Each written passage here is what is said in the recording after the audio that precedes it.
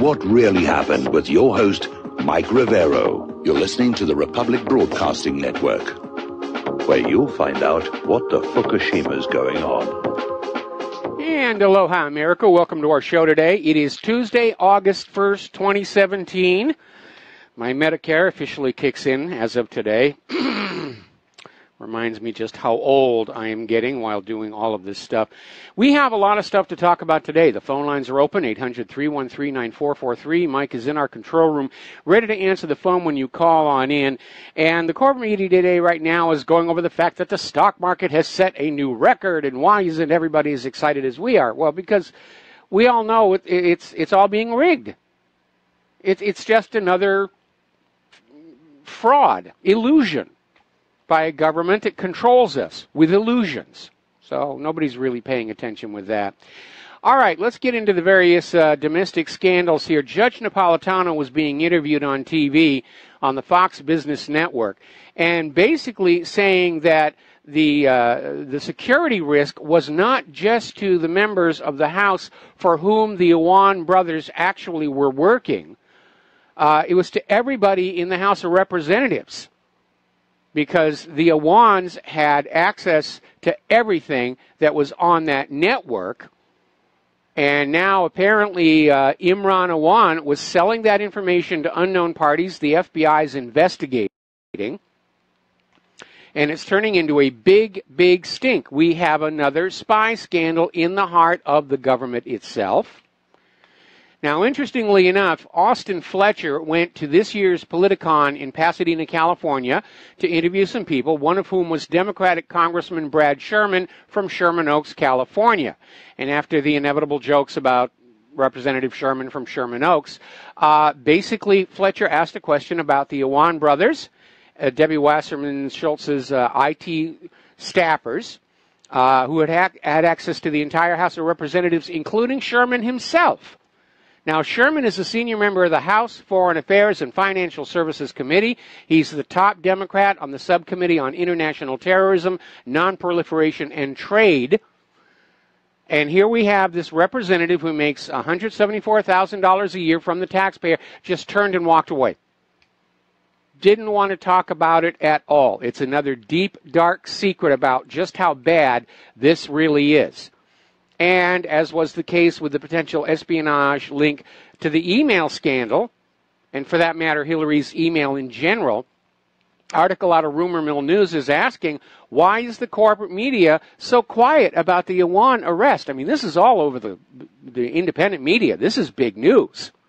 And the corporate media are treating it like, it's no big deal. I mean, this sort of thing happens all the time here.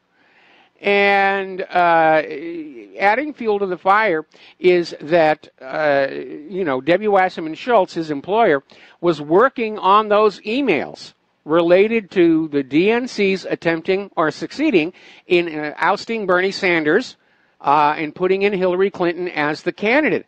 This is already starting to look bigger than Watergate itself, but the corporate media is just looking the other way. And by the way, speaking of Watergate, when the Washington Post first started breaking that story, the rest of the corporate media looked the other way. They even attacked the Washington Post, saying, how dare you even imply that a president would do something like this? It makes no sense. And the Washington Post stuck by their guns, and eventually the story became so big the rest of the corporate media had to turn around and say, okay, yeah, I guess there was a creep, and there was sabotage, and there was break-ins, and all this other stuff. And sooner or later, the corporate media is going to have to come around to this. Now, I got a reader email saying that over on Gateway Pundit, they're talking about this lack of corporate media coverage, and they're saying the reason is because there is an attempt by Aieia's attorney to get the entire case dismissed on a technicality. Now, right now, the only thing he's officially been charged with is the bank fraud. And let's look at how all the players are linking up. Okay, Stephen Wasserman, who's Debbie Wasserman Schultz's brother, is overseeing the bank fraud case in U.S. District Court in the District of Columbia. So the court document showed an assistant attorney by the name of Michael Mirando. And as it turns out, Michael Mirando is married to Debbie Wasserman Schultz's niece, Joanne Wasserman. It's all in the family. It's a family affair. And apparently, a brand new FBI graduate, Brandon C. Merriman, is on the court document as well. Apparently, this is, he's a newbie. He doesn't have any experience at any of this. So here's what's going on. Congressional credit union loans are insured by the National Credit Union Association. And this error sets up a potential material flaw in the complaint to get the whole thing thrown out on a technicality. I mean, this is the biggest international spy case since the Israeli spies before 9/11, and it's been handed over to a brand new FBI agent fresh out of Quantico. We're going to do a shout out now to our on-air affiliates who are just now rejoining the network. But very obviously, a lot of people want this to go away, just like a lot of people wanted the email scandal to go away. Because the focus is on Trump and Russia, and we've got Robert Mueller, and he's digging, and he'll keep digging until he finds something. Because he's good friends with Hillary Clinton, and he's good friends with James Comey, and he knows that their future is in his hands. Now, frankly, Representative Frank, Republican, member of the House Judiciary Committee, is calling on Mueller to resign. Forget about Trump firing him, saying Mueller has to resign because he's violating a law governing the special counsel that specifically prohibits a special counsel from serving if they have a conflict of interest, which includes a personal relationship with any person substantially involved in the conduct that is the subject of the investigation or prosecution. And Franks cited this Fox News report from May that said Mueller and former FBI Director James Comey as longtime allies. Mueller served as the FBI Director when Comey was the Deputy Attorney General in 2003. Now, Mueller has already expanded his investigation into Russia's meddling in the 2016 presidential election because he hasn't found anything, to include any ties between the Trump campaign and Russia, as well as the president's decision to fire Comey earlier this year. Now, remember, the president has the authority to fire anybody he wants, anytime he wants, for any reason or for no reason. But I'll give you one right now. Last year, James Comey went down a laundry list of felony violations of Title 18 committed by Hillary Clinton and then gave her a free pass and said, we shouldn't charge her. She didn't mean to do wrong. But if you've read Title 18, intent is not required. Negligence, recklessness, carelessness also constitute felony violations. When you allow those classified documents into any unsecured area or computer, that's the violation right there. And Comey either did not know the law or was just counting on the fact that Americans don't know the law. But that's a reason for an incoming president to fire him right then and there. He didn't do his job. In fact, he overstepped his job by recommending no charges be filed because that's not the job of the FBI. The job of the FBI is to gather the evidence and put together a case and present it to the Attorney General. And then the Attorney General makes the decision whether or not to prosecute, which in this case was Loretta Lynch. Now, if you want something that is going to keep you awake tonight, okay, Clinton author Edward Klein was being interviewed by Steve Meisberg on Newsmax TV and said that Hillary is actually planning on running for president in 2020. He says it's absolutely certain, unless she's convicted of a felony, which would disqualify her. And it's a good thing I did not throw away all those Hillary graphics I made last year. But apparently Hillary, when she runs in 2020, will not have the endorsement of Barack Obama, who is actually throwing his political weight behind Massachusetts Governor Deval Patrick to run against Trump in 2020. All right, let's take some phone calls. Don in Iowa, aloha. Welcome to the show. What's on your mind? Well, Mike, yeah, as far as these guys, Debbie Wasserman Schultz and these other Democrats that don't want to talk about it at all, but sooner or later they're going to have to say something. They can't. I mean, it's not going to go away. It's not like it's here today and then everybody will just forget about it. They got to confront it and do something with it. Now, this one guy, I saw one thing where the guy's lawyer came out with a bunch of vitriol that said it was all racism and profiling. Yeah, it was racism. That's what he said. Yeah, that's it. It was against just because the guy was an Arab, they were trying to be tough on him and stuff. But that doesn't hold water at all. No, it doesn't. In any way. No, it doesn't. This guy's going to go to trial, and that's not going to make any sense when he goes to trial. It's plead racism or something like that. No, it isn't. But again, the reason Representative Sherman refused to answer any questions about the situation at all, with all of the representatives' computers being pilfered by the Aiea brothers and the information sent, we know that some of it went to the Muslim Brotherhood. It raises the possibility that the entire U.S. House of Representatives is now being blackmailed by a foreign interest. And the foreign interest first order is you get Aiea off the hook so he can come back home to Pakistan.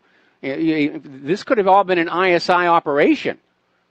And that may be why nobody in Congress wants to talk about it, is they're all being blackmailed. If they say the wrong thing, all of their deep, dark secrets are going to be posted on the Internet for everybody to see. Yeah, but they got to at least say something. This is ridiculous. None of them are saying it. No Democrat is saying anything so far, right? Well, the press is helping them out by not coming up and asking, not demanding answers or anything like that. Well, that's the job of the independent media, to actually get the facts out there. The corporate media's job is to control what you're thinking. And we have that from Mika Brzezinski herself over at MSNBC. But we're not here at Republic, or What Really Happened, to control what you're thinking. We're going to give you the information that we can find so that you can make good choices. That guy did a good job there when he went... He did get the camera on the guy and asked him the question. The guy just said, "Well, now I can see who you are," and all that. And he just walked away. Yeah. But they have to. They can't just ignore it. I mean, this is a big deal, and they're finally digging into it. It looks like that. You think there'll be criminal charges against Debbie Wasserman Schultz? I would like to see it happen, but again. Maybe Hillary Clinton, too? I think Attorney General Sessions is doing the same job for the Democrats that James Comey was. He's there to protect them. He's there to protect the narcocracy. Because if Sessions was actually going to do his job properly, Hillary would be in court by now. Right. Well, Trump they were talking about firing Sessions, but so far that's not happened. Well, I think it's going to happen during the congressional recess this month, right. Because then Trump can appoint a recess appointment attorney general without having to go through Congress for confirmation. See, that's Trump's biggest problem. I hope that happens. Yeah, I mean, everybody he wants to appoint for his White House, he has to effectively get the permission of all the people who are part of the problem, who are part of the swamp. People, like McCain. And they're simply going to sit there and vote down anybody who might actually be a threat to the narcocracy. Well, there's definitely got to be some people thrown in jail. That'll just a few anyway. Maybe not Hillary, but somebody. Actually, Hillary's at the top of the. Thing is, if they dig into this at all, it's going to be like you dug a hole in the dam and it's all going to flood out. There's no way they can stop it. Yeah, that's what they're worried about. That's why they're running around like just sticking their fingers in the holes in the dam and hoping the problem doesn't get any worse. But certainly, from my point of view, Hillary Clinton is at the very top of my to-be-jailed list. Yeah. Well, I was talking to some guy today, some old guy, and I said, if I was, we were just talking BS about politics, and I said, if I was Attorney General, Hillary would be in prison pretty quick. And then he come up, he said he's a Republican, but he's not that kind of Republican. What kind of Republican are you? How can you be a Republican and not want to see Hillary go to jail? I don't understand that.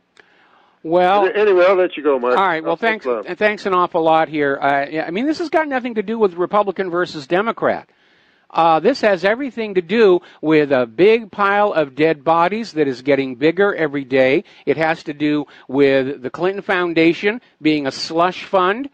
It has to do with pay for play at the State Department. It's got to do with 4 dead U.S. diplomatic personnel at the Benghazi consulate. It has to do with selling China militarily sensitive technology back in 1992. It has to do with the possibility that, Hillary and the Uranium One deal. I mean, the list just goes on and on and on of incredible degrees of corruption. And now we have this second story involving Debbie Wasserman Schultz. And they're trying to keep a lid on it all, but it is starting to come apart. It is our job as the independent media to do the job the corporate media pretends to do.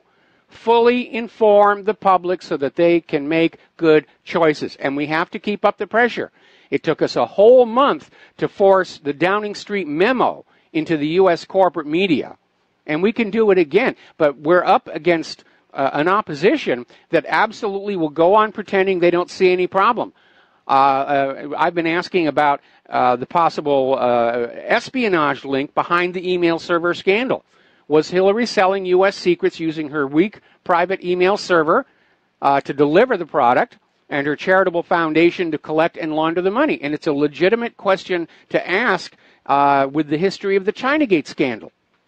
And everybody in the corporate media and the government is just pretending, no, pish and tosh. How could you even think such a thing here? Let's see. We're going to go to the phones again. Dustin in New Jersey. Aloha. Welcome to the show. What's on your mind? Yeah, hi, Mike. I hate to tell everybody this, but nothing's going to happen to Hillary Clinton or Debbie Wasserman Schultz. They're above the law. Everybody should know that by now. You know, this is an oligarchy. You know, narcocracy, whatever. You know, it's like Rome or the British Empire. They're untouchable. This guy's going to die in his cell, or something's going to either. Nothing's going to happen. Well, I disagree with you. I mean, they're trying to change the country in a bad direction, but here in the independent media, we have accomplished some really great things. For one thing, we have taken away the government and corporate media's ability to control what the people think. We've taken away their ability to lie with impunity, and that has severely crippled what they're doing. And obviously, if Hillary and her ilk truly thought they were above the law, they wouldn't be worried right now. But looking at Debbie Wasserman Schultz, she's clearly worried. Whether it's about possible legal prosecution or winding up dead in a small suburban park, we're not sure, but she's clearly worried.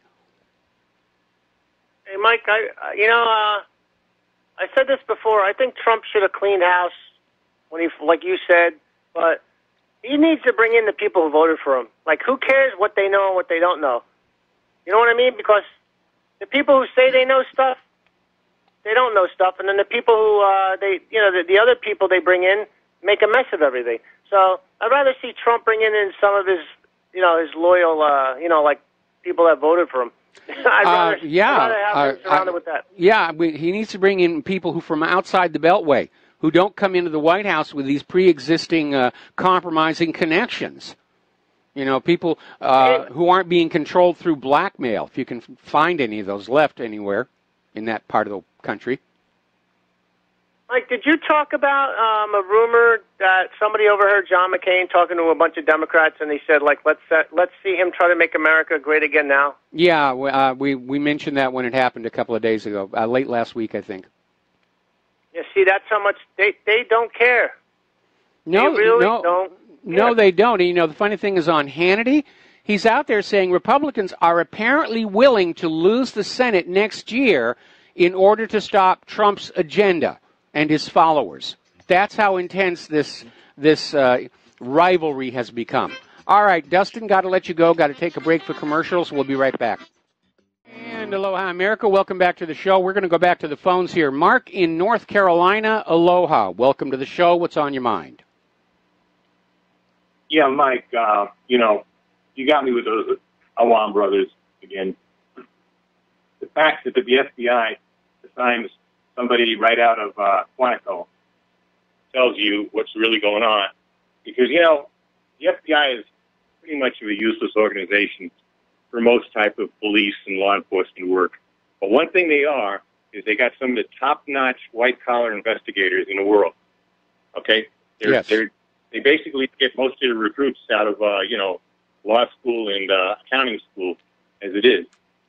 The fact that they would assign somebody just out of the academy tells you what they really want to do. And this is where Sessions comes in. Because your new FBI director, I don't know who Trump, again, put in there. I don't know why he didn't put a guy like Dave Clark in there, you know, the sheriff of Milwaukee. And as far as Sessions goes, I don't know whether he's asleep, whether he's incompetent, whether he just doesn't have the energy to do his job. I don't know what's wrong with the man, but I thought Trump lit a fire in his butt, but evidently it didn't seem to work. So I hope what you're saying, that Trump can do something like that, if he really wants to get to the bottom of this stuff, and has to replace him during the next recess and put in a fire breather. I'd love him to see put Trey Gowdy in there. I don't know with Gowdy. He may be too close to the, you know, people in the Congress. I don't know if I totally trust. I'd like to see somebody from outside, really from outside, who really. I'm not doing anything important for the rest of the year. I think you got to be a liar. I'm not sure to be the head of the Justice Department. I have to be a, you know, Attorney General. I'm not sure. Yeah. I know you don't have to be an FBI director. You don't have to be a liar. But I do think you have to be a liar to be the head of the, you know, because otherwise I would love Dave Clark. I was just joking. I still want head of NASA. That's what I want. I want head of NASA. But yeah, gladly. The only trouble is there's nothing to fly anymore. It seems like now that they piss off the Russians, how are we going to get to and from that space station anymore now, you know? Yeah, that's a real problem there. And plus, of course, the U.S. has been buying rocket engines from Russia because we've lost the capability of making large rocket engines ourselves. We think we're going to beat them in a war. I mean, you know. Yeah. By the way, that's another thing Trump needs to do. He can still do it. He needs to veto that sanction bill. He can't. Explain to the American people exactly why he's doing it. He can't.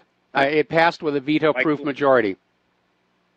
I understand that, but if you go to the American people and explain what Congress just did, they might put enough pressure. I know I called my congressman, what's his name, Mark Meadows. I told him if he voted for this thing, I was going to support a primary opponent. And, you know, I'm not going to support this kind of garbage. And I told his the hack who answered the phone. I called twice, a female hack and a male hack. And I told him, I said, you know, because they told me they don't know what he's doing. I said, you don't know what he's doing or something like this? Are you kidding me? So I want to see if Trump still might do it. If he at least has the ball to say, you know what? No, the word out of the White House is he's just going to sign it because he doesn't want to do a veto fight with Congress, which he knows he's going to lose because that is going to be used against him by the corporate media and the Democrats. Over his inability to get along with Congress, although it's clearly Congress that is not willing to get along with the President of the United States of America. And as far as complaining to any members of Congress, at this point, recognizing the scale of election fraud in this country, it's clear members of Congress are not afraid of the American voter. They're just worried about whoever's counting that election. Those are the people they have to make happy. Well, just like Stalin said, it doesn't matter who they vote for. It matters who counted the votes. Yes. You know? Like that's where we've come to in the country now. Damn shame. I'll tell you something, Mike. We got to do. You know, something's got to change. Or we're going to go right down the tubes. I think we're going right down the tubes, and that may not be an entirely bad thing if you remember how much better life in Russia is today than it was under the Soviet Union. Thank you for the phone call. We're going to let you go, and we got to take a break for commercials. Aloha, America. Welcome back to our show. We still got callers on the line, and we're going to start with Roseanne in North Carolina. Aloha, Roseanne. Welcome to the show. What's on your mind today? Hi, Michael. I was calling, and I'm really glad Mark from North Carolina mentioned Mark Meadows and Trey Gowdy, because that's what I was calling about. When I called for with information regarding Bond Brothers, Mark Meadows' office. They took the information. They gave me an email of where to email it to and whatnot. Okay, Roseanne. With Trey Gowdy's office, Roseanne, could can you hear maybe me? could you speak a little closer to the microphone because your phone is your sound from your phone is getting garbled, and I think it's a compression and a volume issue. So just try and move your mouth closer to the microphone and tell us what you want. Is this any better? Much better. Is this any better? Okay, I'm so sorry. So I called. There was a rumor on the internet about when Trey Gowdy was interviewing Jay Johnson on June the 21st, a couple months ago, for during the congressional hearing, and there was a rumor on the internet that Imran Awan was sitting behind Trey Gowdy, and it was exploding all over the place, going, "Oh my God, look, there he is!" And so I called Trey Gowdy's office and specifically asked him, "Who is that gentleman sitting behind Trey Gowdy?" And the lady that answered the phone, she's like, "Oh, that's not Imran Awan. That is a staffer from the Intelligence Committee." And it felt good to kind of, do a fact check on it, that they assured me it wasn't the Awan brother, which it didn't look like him anyway. Well, but then calling back, hang on a second. Why would it matter if it was? I mean, people walk in and out of those hearing rooms, and they sit in the gallery and they listen to what's going on. And they were right because they were right behind Trey Gowdy, which meant they would have been on the staff. It wasn't in the gallery. It was right behind Trey Gowdy. Do you see what I'm saying? I see what you're saying. Yeah.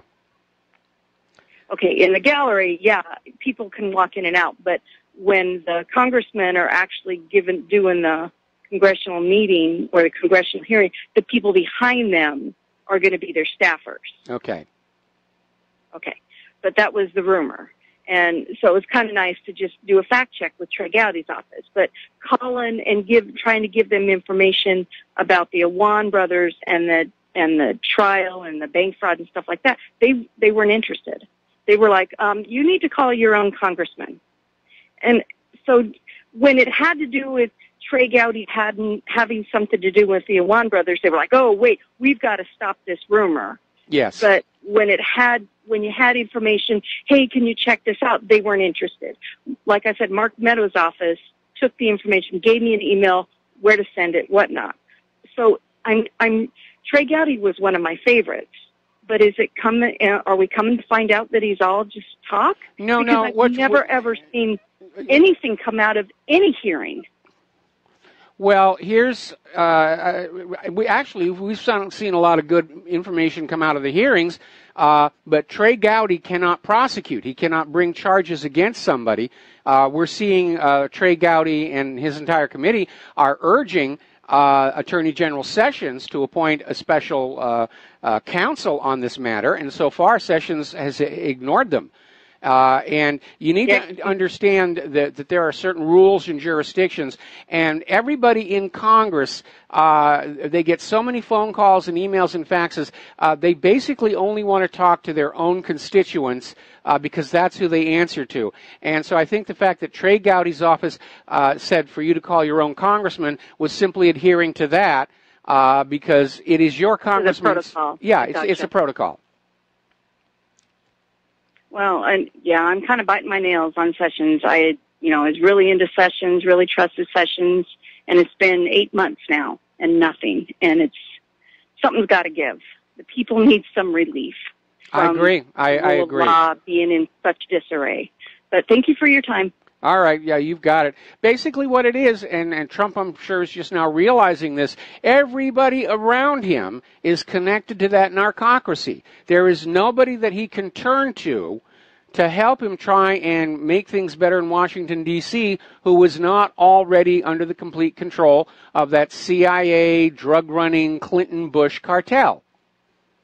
And that's why he's got to start bringing in people from outside. And he's got to start using that recess appointment authority that he's got to get some new blood in there that are not already tangled up, either financially or via blackmail, with this dark heart of the American government.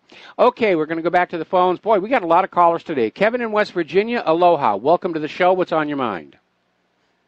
Hey, Mike, how are you doing today? I'm doing fine. All right, yesterday you had some people calling in about thermonuclear war and about the elites being crazy enough to do it and everything. Yes. And it took me 24 hours to come up with a response.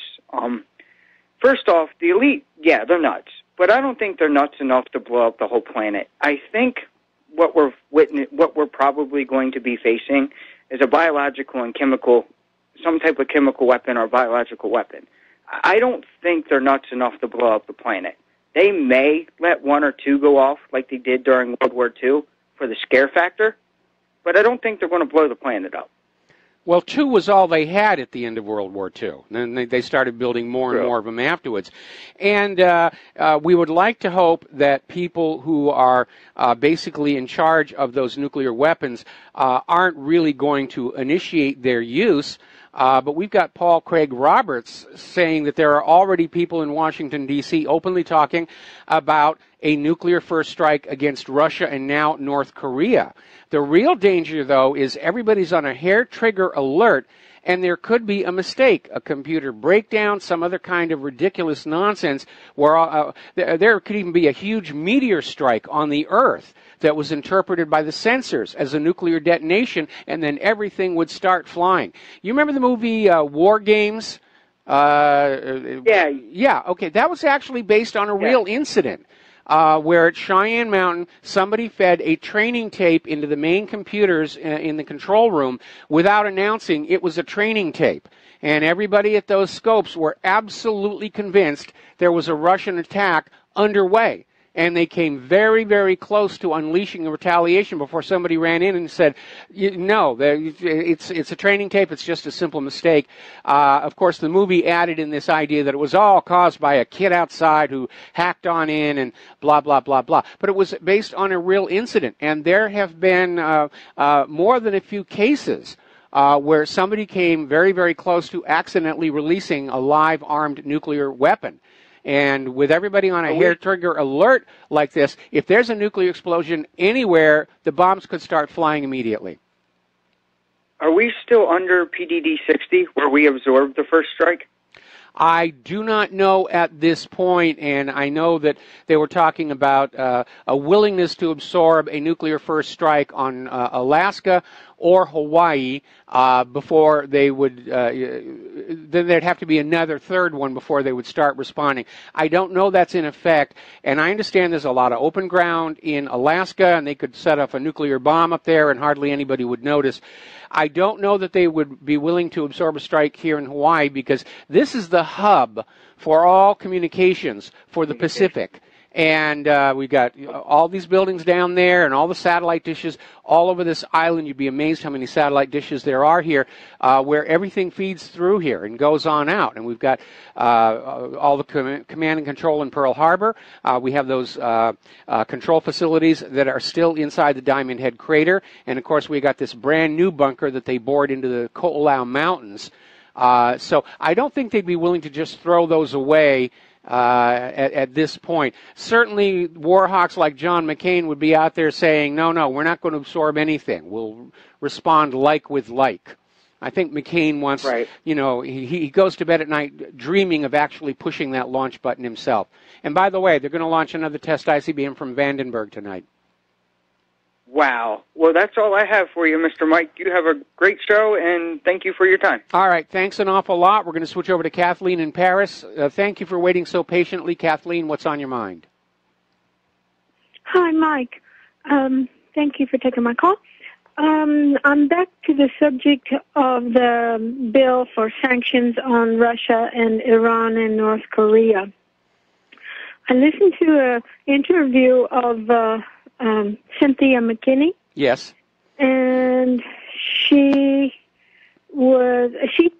at the end of the interview, which was quite good, you can probably still find it on YouTube, she talked about the 5 people who voted against it, and I thought they deserved to be mentioned. There were 3 from the House and 2 from the Senate. 3 people from the House, all Republicans, were Justin Amash, Jimmy Duncan, and Thomas Massey. Sorry, I didn't write down the states they represent. But the 2 from the Senate who voted against it were Rand Paul and Bernie Sanders. I thought McCain voted against it.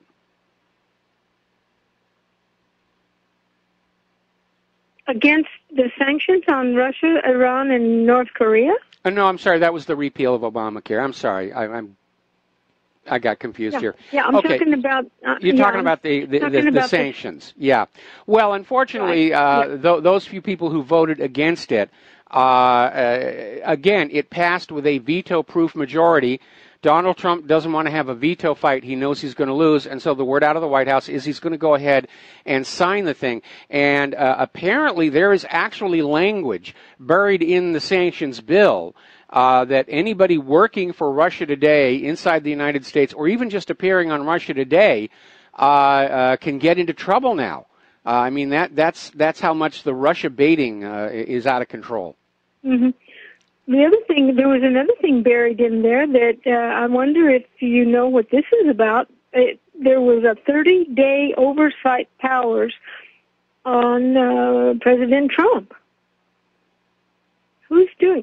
They're having a 30-day oversight? Well, basically, that language was put on in there so the president couldn't arbitrarily lift the sanctions himself, which in the past presidents have been able to do. Along with putting on sanctions, they can take them off. And basically, this is a violation of the separation of powers doctrine, because Congress has now arrogated for itself the ability to keep sanctions in place no matter what the president wants. I was really worried about this. I was really worried about this because there were these. Which ones? I think Russia and Iran said that they were going to react if this was passed, and I was pretty worried about it. And then yesterday's show, you talked about how the negative response of Europe. And so I was wondering if Europe and the rest of the world reacts quite strongly, can it be repealed? Because, it's really bad for everybody, the trade with the whole world. It is. And the whole world is turning against I think the whole world is pretty much fed up with the U.S. government's arrogant attitude. And Congress, of course, can repeal the sanctions anytime they want. The question is, who is Congress really answering to? Well, they're certainly answering to the military-industrial complex. They're certainly answering to Israel. They're definitely adversarial to the president, and they don't care what the American people think. And I don't think they really care that much what the rest of the world thinks, because the ultimate aim is for the United States to basically rule the world as part of the New World Order. And so their attitude is, let them all complain. Sooner or later, we're going to be bombing them anyway.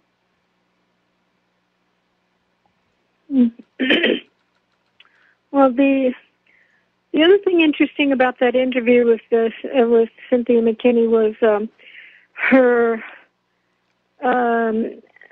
response to the question.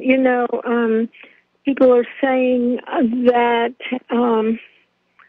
Robert David Steele is what, in your terms, poisoning the well, so to speak. And how does she feel about that?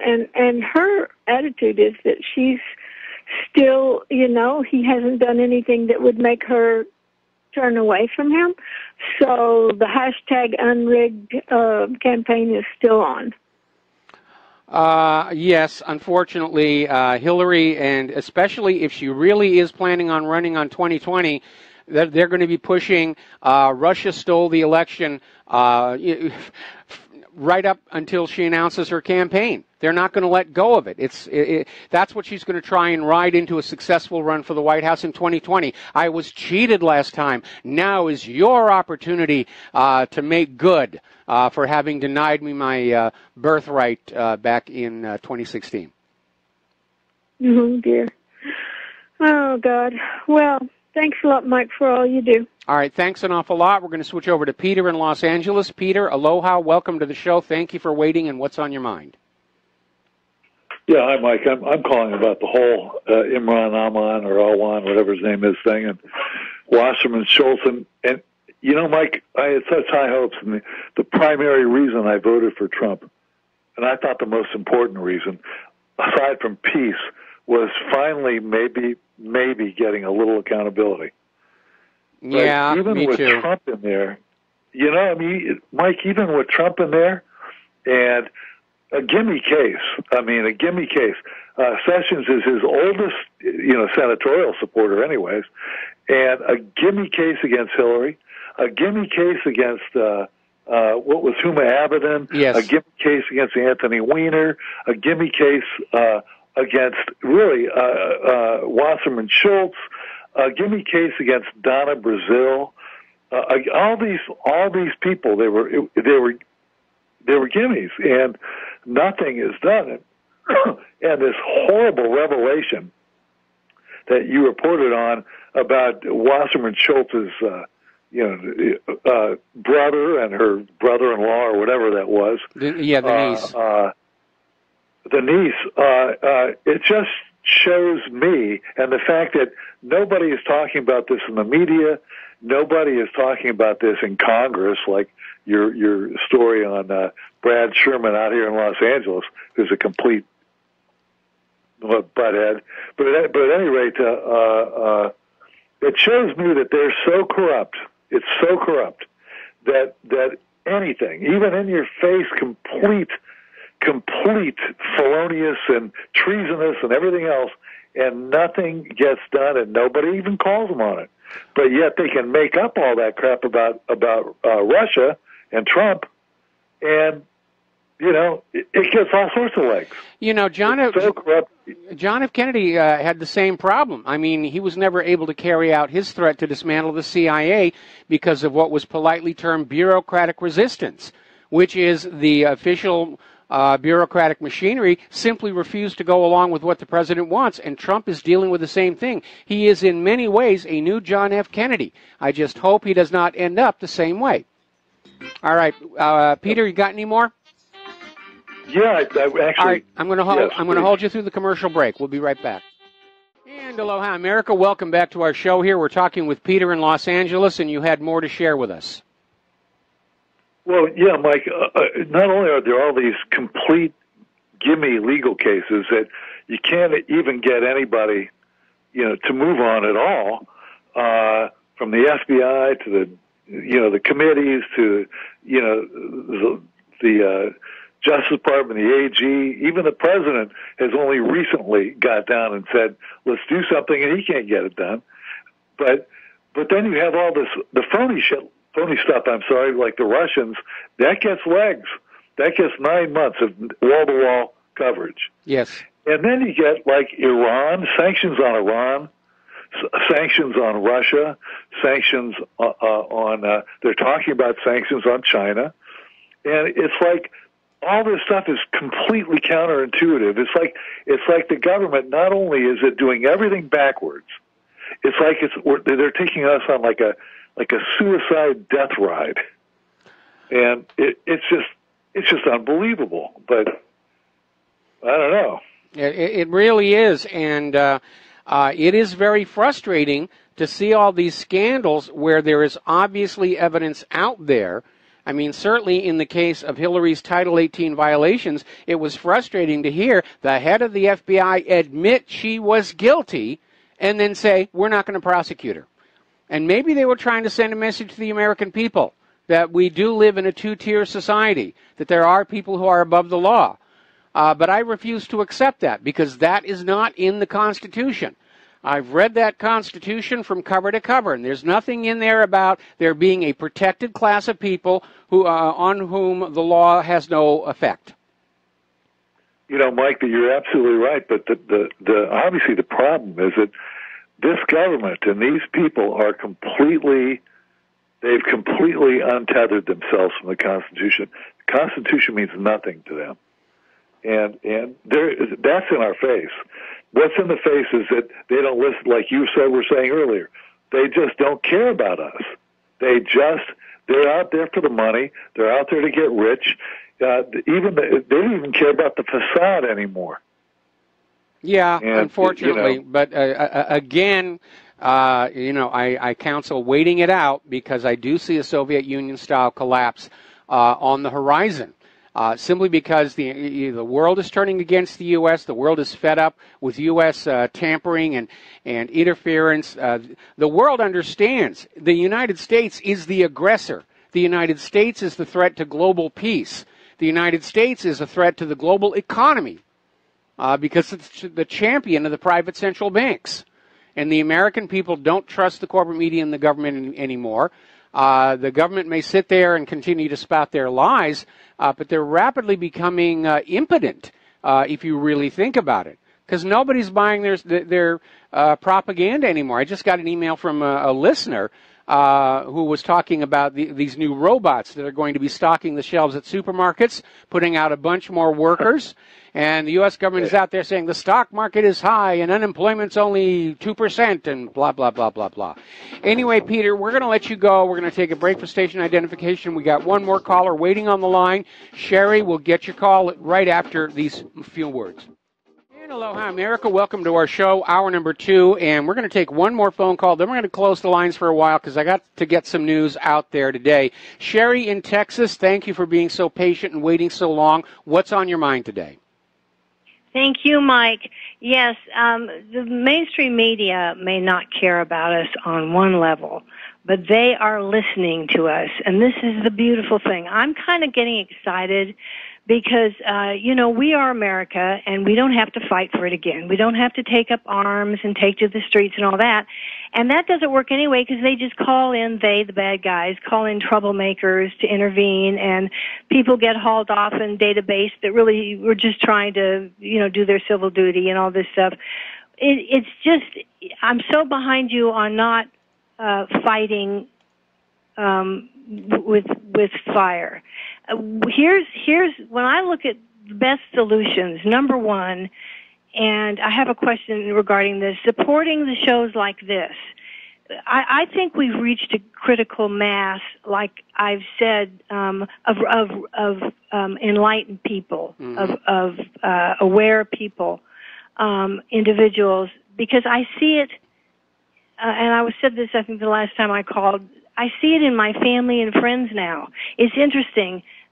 They listen, for one thing. Yes. They listen, and I get a little, they don't make a big deal out of it because no one wants to say you were right, but they'll go, yeah, I know, we know, Yeah. And it's like, okay, and my friends too. So here's the deal. Number one thing we need to do is support these shows. Now, I'm kind of a technophobe, and I don't want to just open my bank account number to, an internet thing. But if I went to a credit union, and there's a good one here, I've thought about doing this before when I wanted to transfer things out or have them come in, like I was thinking, well, it doesn't matter.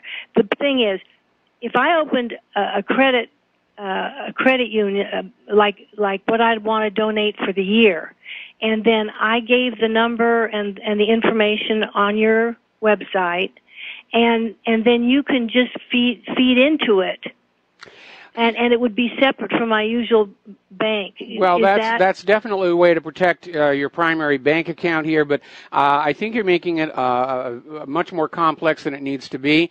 If you're going to donate, just a simple check will be fine, or a money order.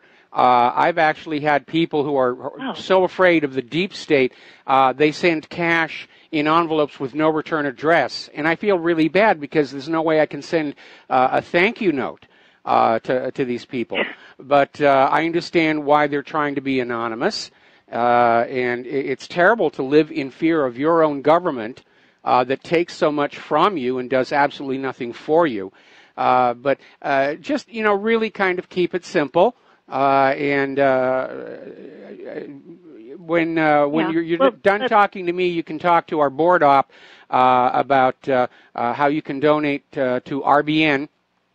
And I actually honestly don't know if they have a PayPal account or not that you can do a donation through. I wouldn't want to do that. Okay. Well, I could just write a check then.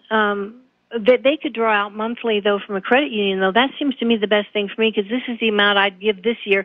Then maybe when I start stocking up for next year, I might be able to give more. Maybe I'd have to give less. But I really wouldn't have to do anything, and they could just take it out monthly. It seems like that would be the easiest thing for me to do than write a check every month. Well, if you're going to put the yearly amount in that separate account, just send the yearly amount, and we won't. Well, that's what I was doing before. Yeah. Oh, okay. I sent it to you, though. See, I sent it to you. Okay. But I can find out through who to and just send it in one lump. I mean, I'll do that too. Well, if you go to the republicbroadcasting.org website, there is a little icon for donate, and all the available information is there as well. And if you have any questions, stay on the line after we end the call, and I'm going to ask Mike, our board op, to pick up the line and answer any questions that you may have. Okay? Okay. Can I go into a number 2 option here? To refuse services that exploit us. I know I'm going to be hit with an AT&T phone when they take away my landline, and I'm going to refuse it. And to let company knows why you want to refuse it. I think what they hear us say on these shows is the most important thing. But second to that, I think, is refusing, like Snowden was talking about our personal information. He said they can use it very creatively to exploit you, so be careful. And this is what they do. And I was looking at all the things I went through with my phone company, and I saw 2 incidences where they took my PIN number, and they put those new services on there when I moved over, and then they sent everyone the second statement instead of the first one. Yeah. Because it looked, and I was covered for both because I pay forward. Now, that's a different subject. But there's a way you can pay forward. They don't like it, but I'm covered every quarter when I pay, I'm covered on that month. So I had March and April paid already when I left Verizon. And I'm the only one that didn't get hit with a late charge because they sent April's bill first, and it was a little more padded up because they had socked it with services through fraud, deceit. Yes. And then here came March's second, and it looked like, I guess I paid for both of them, and everyone just paid once and got hit with a late charge. And if you write to the company and tell them, I think I'm on to you, we don't appreciate this kind of thing. I think that's a helpful thing. Thirdly, though, how helpful is it to write a congressman or call a congressman? Is that helpful at all? Do they just throw it? Well, if you send an email, first of all, no human reads it. It's just scanned for buzzwords, and they tally up a spreadsheet about what people are concerned about. But definitely, I think Americans should be complaining to businesses a lot more, and you do have to be on your guard because a lot of companies, like cell phone companies, they'll try and sneak added services in there that you don't really need because they're all struggling to stay out of bankruptcy, and everybody's answer is always the same: loot the consumers, loot the consumers, loot the consumers. Anyway, Sherry, I'm going to say goodbye. Stay on the line. Mike will pick up, and he'll answer your other questions. We're going to do a shout-out to our on-air affiliates rejoining our network. Let's get back to some news here. Boy, that was a lot of phone calls in hour number 1 here. Roger Stone is apparently now confirming rumors we were hearing earlier in the day. Supreme Court Justice Anthony Kennedy is about to retire. And he's 81 years old, and he's not the oldest justice on the court. He's been talking about retiring for a long time. But apparently he held out until after the election in the hope that there would be a Republican president who would appoint a conservative replacement for him. So it looks like that's going to happen. And Trump is going to get his first Supreme Court pick. Story coming out of Counterpunch: did Hillary scapegoat Russia to save her campaign? And they're out there saying this Russia hacking thing has nothing to do with Russia, nothing to do with hacking. Basically, the story was a Democratic invention that was concocted to try and mitigate the political damage from all of the WikiLeaks emails that came on out. I remember back when they first came on out, and the talking heads on the corporate media were literally saying, it's illegal if you read those DNC emails. Don't you dare read those. You should be angry with Russia. They did all that. Don't you read those emails. And, of course, we all did. And we know there's nothing to this Russia hacking thing. It was invented to save Hillary's campaign and to save Hillary's face when she lost. Oh, the Russians hacked the election and stole it from me. So here's where the irony comes on in. It's almost Kafkaesque here. The Congress and Trump are hitting Russia with sanctions based on Hillary Clinton's fairy tale. It's an imaginary problem, and it's escalating the tensions between Russia and the United States. Now, remember, even the Washington Post is out there saying that this whole Russia collusion story is falling apart. Story out of LouRockwell.com, the new Russia sanctions come just as that hacking narrative it is supposedly in response to is falling apart.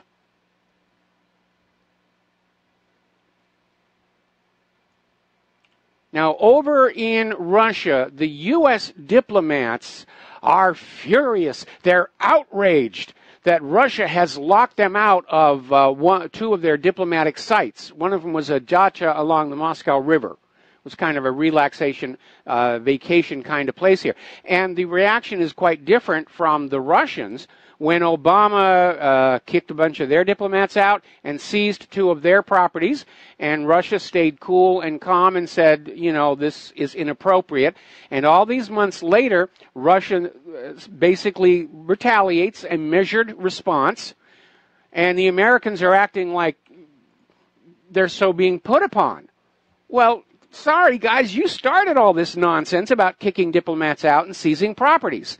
You don't have any place to complain. Now the U.S. is threatening to slow down visa processing for Russian citizens, and Russia has already responded saying that Russia will slow down visa processing for American citizens exactly by the same amount. It's all very childish if you look at it, and we could laugh indulgently if we weren't talking about nations armed with nuclear weapons. Paul Craig Roberts is out with another warning, saying that the U.S. seems committed to a path of direct conflict with Russia. I mean, the tensions are already higher than they were during the Cold War. During the Cold War back in the 50s and the 60s, it was kind of a buzz in the background. Right now, it's just in your face. Now, the U.S. is still making a big deal over the recent North Korean missile test. North Korea apparently is going to have another test of a sub-launched missile coupled with a possible test of a nuclear device. But the American corporate media is out there saying North Korea can hit most of the United States, according to U.S. officials. Oh, they can hit almost all of the United States with the latest rocket. Now, to put things in perspective, the U.S. can hit and nuke anywhere on the globe. And the U.S. is the only country to have actually used nuclear weapons against another country. North Korea isn't the problem. North Korea simply does not want to be invaded, and they're trying to create a deterrent. The fact is that around much of Asia, Kim Jong-un's image is actually being improved by his standing up to the American bully. And here's the irony of it. This latest test by North Korea was a failure because apparently they were tracking and taking video of this test, and it broke up on re-entry. It hit the sea in pieces. And a lack of a re-entry capability basically means it was a failure. And apparently the previous test before that also had problems with its guidance. So North Korea is out there firing missiles and testing them to try and get the problems out of them. And the corporate media is like, it's a threat, it's a threat. No, actually it was a failed test here. Now the U.S. is saying it's time for China to act on North Korea. This is coming from Nikki Haley, the U.S. ambassador to the United Nations, basically handing an ultimatum to China. China must decide if it is willing to back imposing stronger UN sanctions on North Korea or not. Now, one thing you do not do with Asian cultures is hand them an ultimatum. You may not get the response that you want. Now, Trump and Abe have agreed to step up economic and diplomatic pressure on North Korea. And Trump has reaffirmed the U.S. ironclad commitment to defend Japan and South Korea from any possible attack. And he's starting by sending an additional 12 F-16 jets and 200 troops to South Korea. Meanwhile, Russia's out there calling for international calm over the North Korea situation and basically pointing out the U.S. is trying to shift the responsibility for this whole mess onto Russia and China. Almost trying to imply that Moscow and Beijing are somehow partners with North Korea's nuclear and missile ambitions. And yeah, that's what's going on. The U.S. is out there saying, if you're not with us, you're with our enemies. More and more people, though, are beginning to realize this has gone past Cold War. This has gone past rhetoric.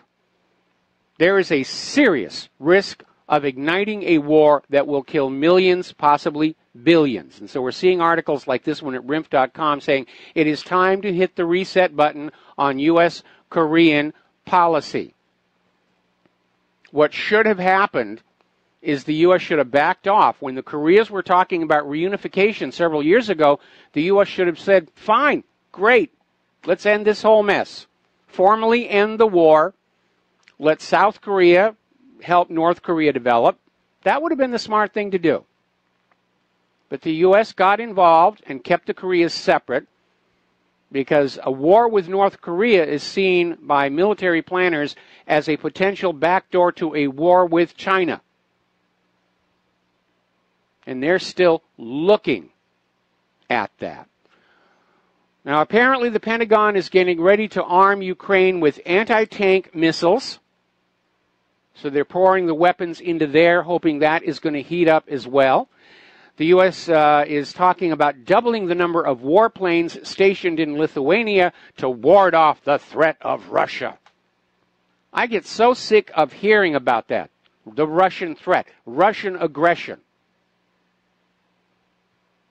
We can see who the aggressor is with our own eyes. And by the way, we did an online poll at whatreallyhappened.com. Who is the threat to world peace? And we had up there Russia, China, Iran, North Korea, and the United States. And to nobody's surprise, the United States got the most votes by an overwhelming margin. Apparently, U.S. drones killed another 10 people in Yemen and Somalia, civilians.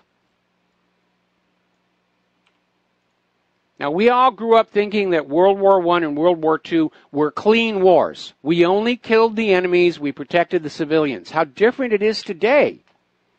The so-called war on terror is basically killing everything in large swaths of the Middle East and Northern Africa. Entire cities, towns, and villages are reduced to smoking ruin and killing civilians by the thousands. And we should not be comfortable with that, especially the dead children. We should not be comfortable with a government and a war machine that is killing indiscriminately. And when you kill a non-combatant, it's called murder. The United States is getting a reputation of simply murdering civilians around the world by remote control, as if that makes it better. Okay, now then, we keep hearing pro-peace activists saying, when is the government going to understand this obsession to become all-powerful is not in the interests of the people? And at this point, it seems like the answer to that is never. It goes with the job. Power-mad imperial aggression seems to be injected into you if you win a seat in the Congress. Very few exceptions to that. It's about trying to make our private central bank happy by looting the wealth of... Okay, apparently over in Saudi Arabia, Crown Prince Mohammed bin Salman is increasing pressure on people in Qatif to marginalize his opponents and basically consolidate his power. It's a power grab because apparently his father, the health is failing rapidly, and it's expected that Mohammed bin Salman will be the king of Saudi Arabia in the very, very near future.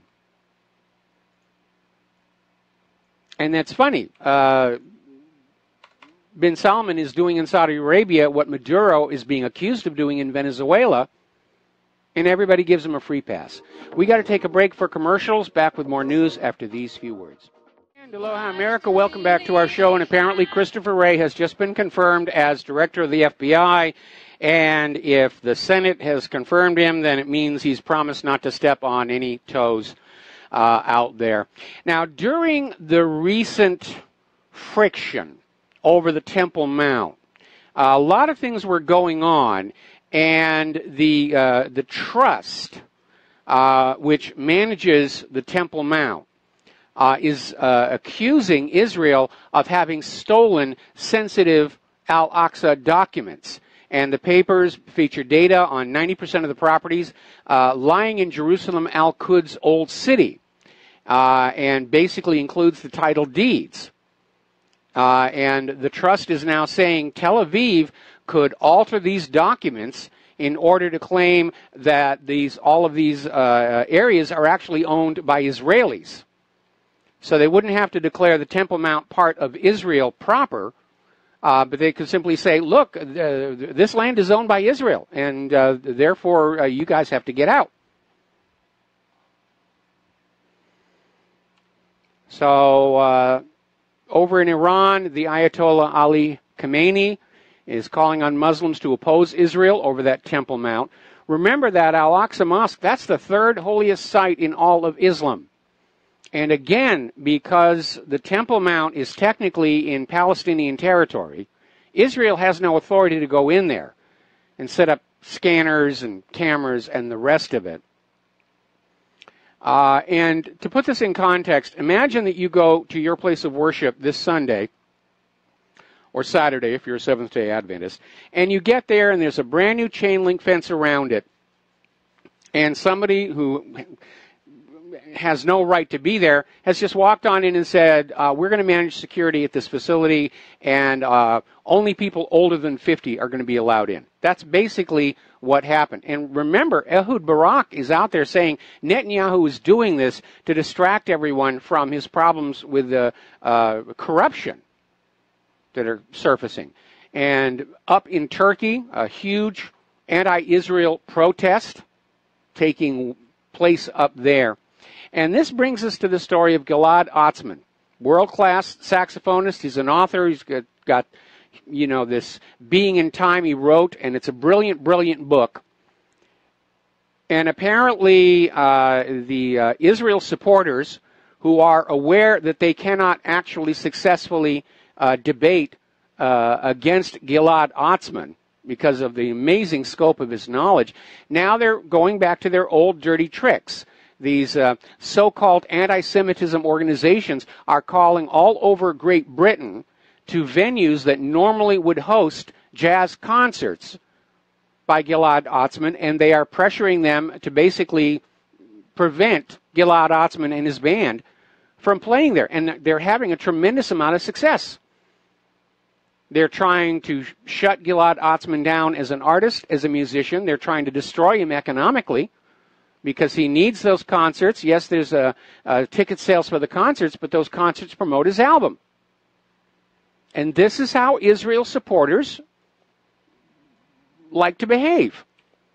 If they can't win the argument through logic, law, and the facts, then they sabotage you. Now, down in Venezuela, they are on the brink of all-out collapse. And apparently, Venezuela opposition leaders Leopoldo Lopez and Antonio Ledesma were taken from their homes in some kind of a raid. And everyone's pointing fingers at Maduro, and it may well be him. But look at it from his point of view. We've got the head of the CIA saying this is a destabilization, regime change operation underway. So these opposition leaders, if they're cooperating with the CIA, that's technically treason. And they need to be arrested here. So over in Syria, apparently ISIS tried a large counterattack in southern Raqqa and failed. They got pushed back again. And following Donald Trump's ordering of the CIA to cease supplying materials to the so-called rebels, a lot of them are now defecting back to the government of Syria. We'll be right back after these commercials. And aloha, America. Welcome back to the show here. Now, the U.S. is announcing that the U.S.-led coalition has destroyed a Daesh chemical weapons factory near Deir ez-Zor. Huzzah, huzzah, we've done a good thing. And what they've actually done is admit that the chemical weapons attacks are coming from Daesh and that they've known it all along.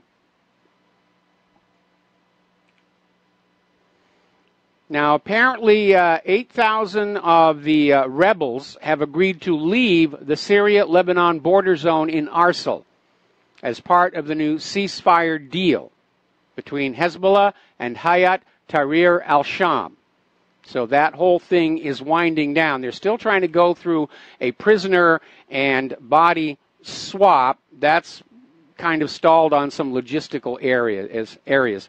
Now, over at whatreallyhappened.com, we have a video from Russian television.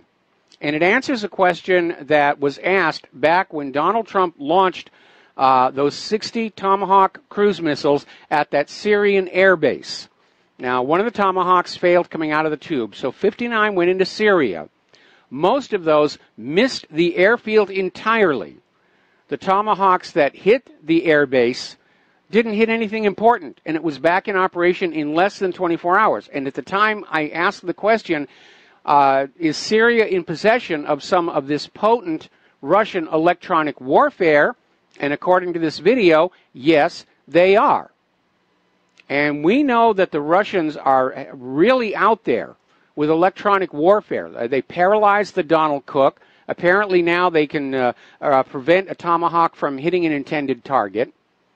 And there's one thing about electronic warfare. Once you've spent the money to develop it and build it, the cost to use it is relatively minor. It's just electricity, as opposed to launching a Tomahawk attack where every time you press that button, it's a little over $1 million.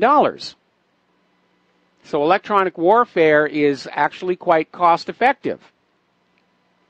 And the Russians are apparently very, very good at it. And I don't think we've begun to see what it's really capable of, because I'm pretty certain Russia doesn't have their top-of-the-line hardware in Syria right now.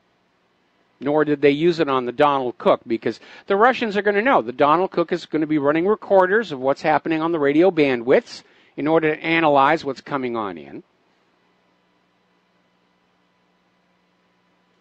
Now, believe it or not, after all this time, the White House is dropping hints that it may be time to pull out of Afghanistan. The U.S. has been in there 16 years. And it's clear at this point they're not going to accomplish anything. Even the installed puppet regime doesn't want them anymore. There's no clear strategy for what could be described as victory in Afghanistan. Now, this is going to be kind of interesting. I'm certain somebody will mention, well, there's that oil and gas pipeline right-of-way that was proximate cause of the invasion of Afghanistan. And Trump will just say, well, the oil companies are going to have to pay whatever the Afghan government wants to charge them for the right-of-way. The real touchy issue is, how do they break to Donald Trump that America's drug lords are dependent on the opium coming out of Afghanistan? In theory, he doesn't know. And I expect that he would react to that news with a tremendous amount of shock. So that's going to be a tough sell on that. But I can imagine there's going to be a lot of pressure about, we have to stay in Afghanistan, we have to show our resolve, we have to show the world that we're going to go on banging our thumb with a hammer just to prove that we're tough. Iran has now gone to the United Nations saying that the new U.S. sanctions on their economy represent a breach in the P5+1 deal. And Iran is complaining to the Security Council, saying that it is clearly a violation of the deal because Iran has kept their side of the agreement, and the U.S. does not really have any justification for throwing more sanctions onto Iran. The U.S. hasn't even really lifted all of the pre-P5+1 sanctions. It hasn't unfrozen all of the Iranian assets. Now, of course, this is purely for show, because whatever the Security Council decides to do, Nikki Haley will veto it. But the world is turning away from all of these sanctions all over the place. The German economic minister Brigitte Zipries is saying that Berlin considers the new U.S. sanctions on Iran are a breach of international laws. Now, over in Russia,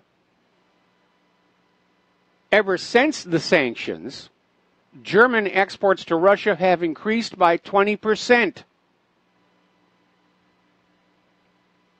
Europe is not going along with these sanctions. And if the U.S. is the only country that's obeying these sanctions, they're going to harm the U.S. more than they harm anybody else. All the U.S. is doing is cutting off markets for our products, cutting off sources of products for our stores. And these sanctioned countries, they're simply turning around and they're making deals with other countries. It is a stupid, economically suicidal policy. Now, as I said before, the corporate media is out there saying the stock market has hit a new record high. Huzzah, huzzah, huzzah, get out the dancing girls. Well, if you actually replot the stock market, taking into account the rate of inflation, the real rate of inflation, not what the government says it is, you'll find out the market has actually been trending down for several months here. But the stock market rally has been led by Amazon. I mean, they've had an epic 2.5-year run. It made Bezos, at least for a short while, the richest man in the world.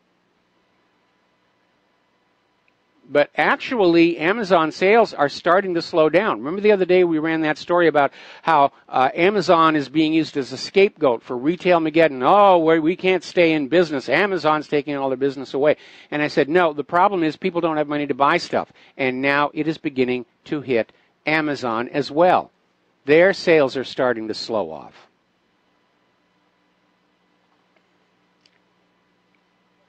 Peter Schiff has come on in about Trump owning the stock market bubble, saying the Federal Reserve now has their fall guy for the coming crash. Oh, we, the private central bank, didn't do anything. It was the stock market. It was Donald Trump, and blame him. And that's exactly what they're going to do. When the crash hits, they're going to blame Donald Trump. And this crash has been a long time coming. There's a lot of people who are to blame, who let their greed, their money junkiism, just take control of them. And behind it all, of course, is the fact that private central banking, by design, creates more debt than money with which to pay the debt until the system breaks down, which is where we are right now. And everybody's looking for some place they're going to point their finger. Oh, it's Trump's fault. It's his fault. It's the stock market. We bankers, we would never do anything wrong. All right, we're going to take some phone calls here. Tom in Florida, aloha. Welcome to the show. What's on your mind? Yes, good day, Michael. That was great. Yeah, you brought that up about they're going to collapse the market, and Zionists are going to do that against Trump. They're going to blame it all on Trump. You're absolutely right on it's that, not 100%. being done deliberately. They can't stop it from happening. That's the problem. Well, yeah, I agree. Well, Yellen's she's part of the plot, but yeah, Michael. First off, you were talking about a few minutes back about how they can crush you. I'm sure you heard of Roger Waters of Pink Floyd. Oh yeah. Well, he was in South Florida last month, and every news station, local station, was telling people to boycott his concert and this and that. He's anti-Semite and all this. And I actually didn't even understand what did Roger Waters do to tick these people off. What did he do? Something to LGBT. What was they didn't even explain actually on the TV what this guy had done. So I was trying to look at for a story. What has Roger Waters got these Jewish organizations so mad about? What did he do? I don't even really know. He expressed support for the Palestinians, and said, Israel. That's it. Right. That's all it takes, and they will set out to absolutely ruin your life, and nobody is beyond their reach. And also, Michael, on today they had the news. Bernie Sanders has 3 houses in Connecticut worth, I think it was like $1.8 million. You got Maxine Water has a house out in California that she doesn't even live, not even in the district where she's from, worth $4.5 million. You got all these Democrats, Republicans too, but you got all these Democrats with multi-million-dollar homes. It's a joke. It's really a joke what's going on. And Bernie Sanders' wife is being investigated by the FBI, but they keep that out of the news. You notice? No, actually, that actually has been covered in a small amount by the corporate media, because I think if Hillary is really going to run again in 2020, she does not want to be running against Bernie Sanders in the primaries. Good point. Right, absolutely. But we'll see. But another thing, Michael, one more thing, and I'll let you go. You keep on the show. This Arab guy over there in Australia saying that white men are impudent and they're not having kids and they're all getting drunk and all that. So we're going to take their women and we're going to have children with. We're going to bang their women and have kids with them. The Arabs telling Australian. I'm saying to myself, I wonder if the Arabs in the Middle East go around saying we're going to take all the Jewish women we can in Israel and bang them and have babies with them. We're going to, and all the Jews are not even having sex with their women, so we're going to populate their. We're going to do that. I wonder how that would happen and how that would go down in Israel. It's all those Arabs over. And by the way, they don't even get no immigration hardly in there with these Arabs. Germany's being flooded. They're flooding all these European countries, but Israel doesn't take them. But I was wondering if an Arab were to come out and say, yeah, we're going to take as many Israeli women we can and have children with them because they don't want to procreate. What do you think about that, Michael? Well, it's a very outrageous and offensive thing to be saying, and unfortunately, we're starting to hear it from a wide variety of places that whites are fading out as an ethnic group. Everybody's going to be blended in the future. It's part of that globalist New World Order, to get rid of ethnic identities, except, of course, for the Jews in Israel, who steadfastly insist on maintaining their unique racial religious identity, even as they are championing the cause of blurring the rest of the world together. In fact, Israel is already starting to work on changing their law of return, which up until recently it's been, if you are of the Jewish faith, you are allowed to immigrate to Israel, no questions asked. And then they had all these Ethiopian Jews come on up there, and that caused a bunch of problems. And so now Israel is trying to be more restrictive and say that you have to be from a recognized Jewish group, like certainly the Ashkenazi are at the top of that list, the Orthodox, the Sephardic, and these other groups, to basically thin them out. And they're talking about finding a way to get the Ethiopians to go back to Ethiopia. Right. You're absolutely right. Everything you say. Michael, one more thing, though. Can you imagine if Donald Trump were to come out and say, since we're sending all these illegals out of this country, we're going to start paying white women in this country to have children. We're going to give them $20,000 to have a kid. For each kid they have, they get $20,000. Can you imagine if that would happen on the news networks? Well, that'd be amazing. No, they would equate that with Adolf Hitler's program for the German mother. They handed out medals. Yes. The Honor Cross of the German Mother. And with that medal came special government-provided services and a lot of special perks that weren't available to German women who were either childless or who had children that were not considered racially pure. And remember, Adolf Hitler... Michael, the Jews do that in Israel. Hang on. Yeah, well, they do. And what people tend to forget is that Hitler got that whole idea of race hygiene from the United States in the 1930s, the eugenics movement. Yes, absolutely. Absolutely, Michael. And the Jewish state of Israel pays their women to have children. You know that. Yes. Absolutely. But here, if you try to do that, oh my goodness, it'd be unbelievable. It'd be unbelievable. And it's funny you have this one congressman in Illinois, that Gutierrez, saying that Donald Trump's this and that. this guy, I mean, the stuff that spews out of that guy's mouth, how did that guy get elected? That's another amazing thing to me. Yeah, you look at you look at some of those people who are in the Congress, and you have to scratch your head and say, did the people of this state have nobody better that they could run for the office? Absolutely. It's unbelievable. And like you brought that guy Schiff up. What a character that guy is. He's a deep stater all the way. Adam Schiff. Oh, my goodness. I don't know, Michael. We'll see what happens. It's going to be an amazing journey in the next 3 years. So. Yeah, I'm afraid so. All right, Tom, we're going to let you go. We're going to switch to Alex in Florida. Have a great day. Aloha, Alex. Welcome to the show. What's on your mind? Hey, Michael, Trump needs to come out with JFK-style secret society speech. He needs to say it. Yeah, that would be a good one to bring back here. Right now, though, I think Donald Trump went in there to drain the swamp, and the swamp monster is just beating the crud out of him, unfortunately. They've got him all tangled up with all this Russia-Trump nonsense. He's surrounded by enemies, as JFK was, and he finds and he gets rid of one saboteur and replaces them, and all of a sudden he realizes he's just got more of the same thing. And I'm pretty sure that this Christopher Wray is going to be more of the same, because if the Senate confirmed him, it means they know that Wray is not going to step on certain toes. Yeah, that is so unfortunate. So I guess that we're just going to have a state that's basically a dictatorship. And we're there. We're in a fascist economic dictatorship.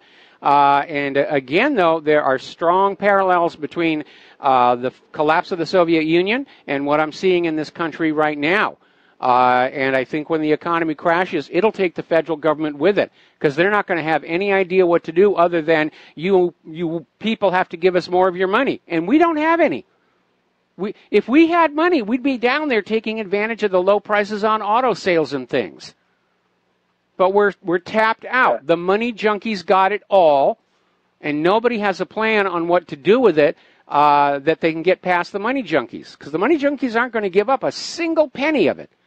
These are billionaires who absolutely will not let go of a single penny. Yes, it's very unfortunate that there was a book called the Bible, that a lot of people seem to think that it is a truth. And I love Jesus's way of loving one another and going up against the barbarians of his time. Okay, Alex, I'm sorry. I got to let you go. We're hitting a commercial break. We'll be back with another phone call after these few words. And aloha, America. Welcome back to the show. We're going to take another phone call, then we're going to go back to doing the news here. Glenn in Philadelphia, aloha. Welcome to the show. What's on your mind? Hi, Mike. I called about the cruise missile on the airfield.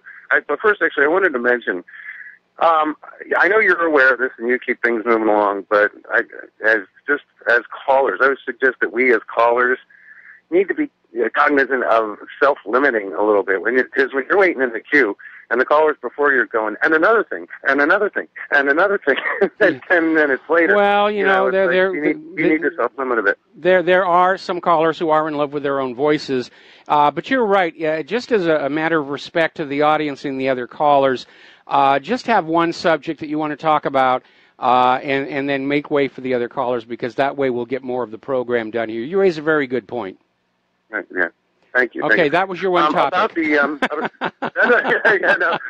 just one more thing. Exactly. Boom. Hoisted on my own petard. Okay. But about the missile strike. You know, I think that missile strike served multiple purposes. And you were talking about, Syria having the Russian technology and that sort of thing. It accomplished numerous purposes. It helped Donald Trump to lose his warrior president virginity and get a good, violent, military action in there under his belt. Mm-hmm. It gave him a chance to evaluate the efficacy of older weapon stock. They're sitting around, which ones misfired, which ones worked. It gave the arms dealers a chance to sell new missiles. And it might have been sort of a wild weasel element in the sense that, it gave them a chance to disclose what technologies might be used against the missiles, and they may have gotten some data to help them analyze what, caused those other missiles to go off target. And like you said, just figure out the frequencies and what was going on there in terms of computers and radio emissions and stuff like that. So I suspect they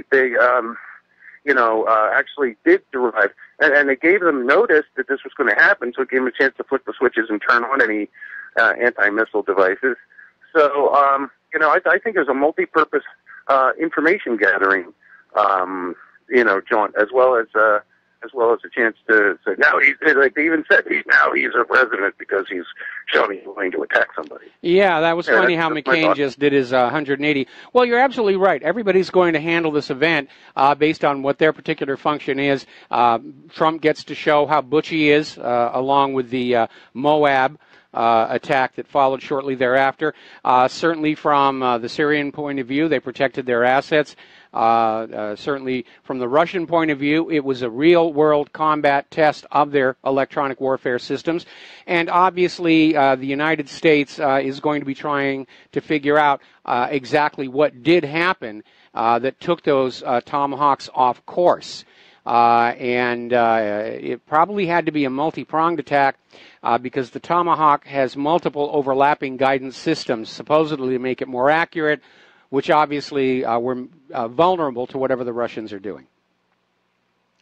Right, exactly. So, yeah, it's sort of like Wild Weasel, where the Wild Weasel aircraft goes in, gets them to turn on their SAM sites, and then they can find out where they are on the map. Yeah. All right. Thanks, Mike. All right. Talk to you later. We're going to take a break for station identification.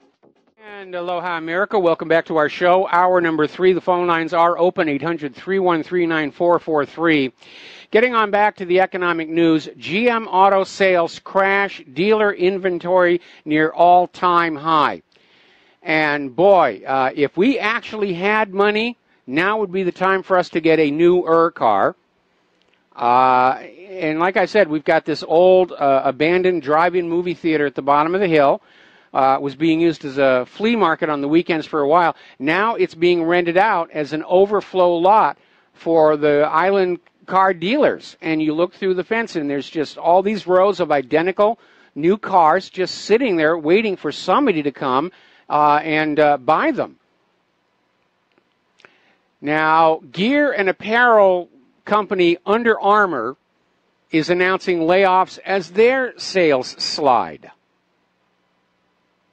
The economy is locking up because it's been perverted into a system that takes money from the American people and gives it to the money junkies, and there's none coming back. Now, everyone is warning that there is a real estate bubble again because the real estate prices are going up even though the demand isn't there. And the reason is more and more millennials are still living with their parents. And you can dismiss them as being snowflakes and all the rest of it, but basically 1/3 of 18 to 34-year-olds are still living with their parents. And it's easy to dismiss as laziness or a sense of entitlement or lack of ambition. They're coddled, they have no initiative. And those may be factors, but the reality is they are all carrying gigantic student loan debt. Now, a while back,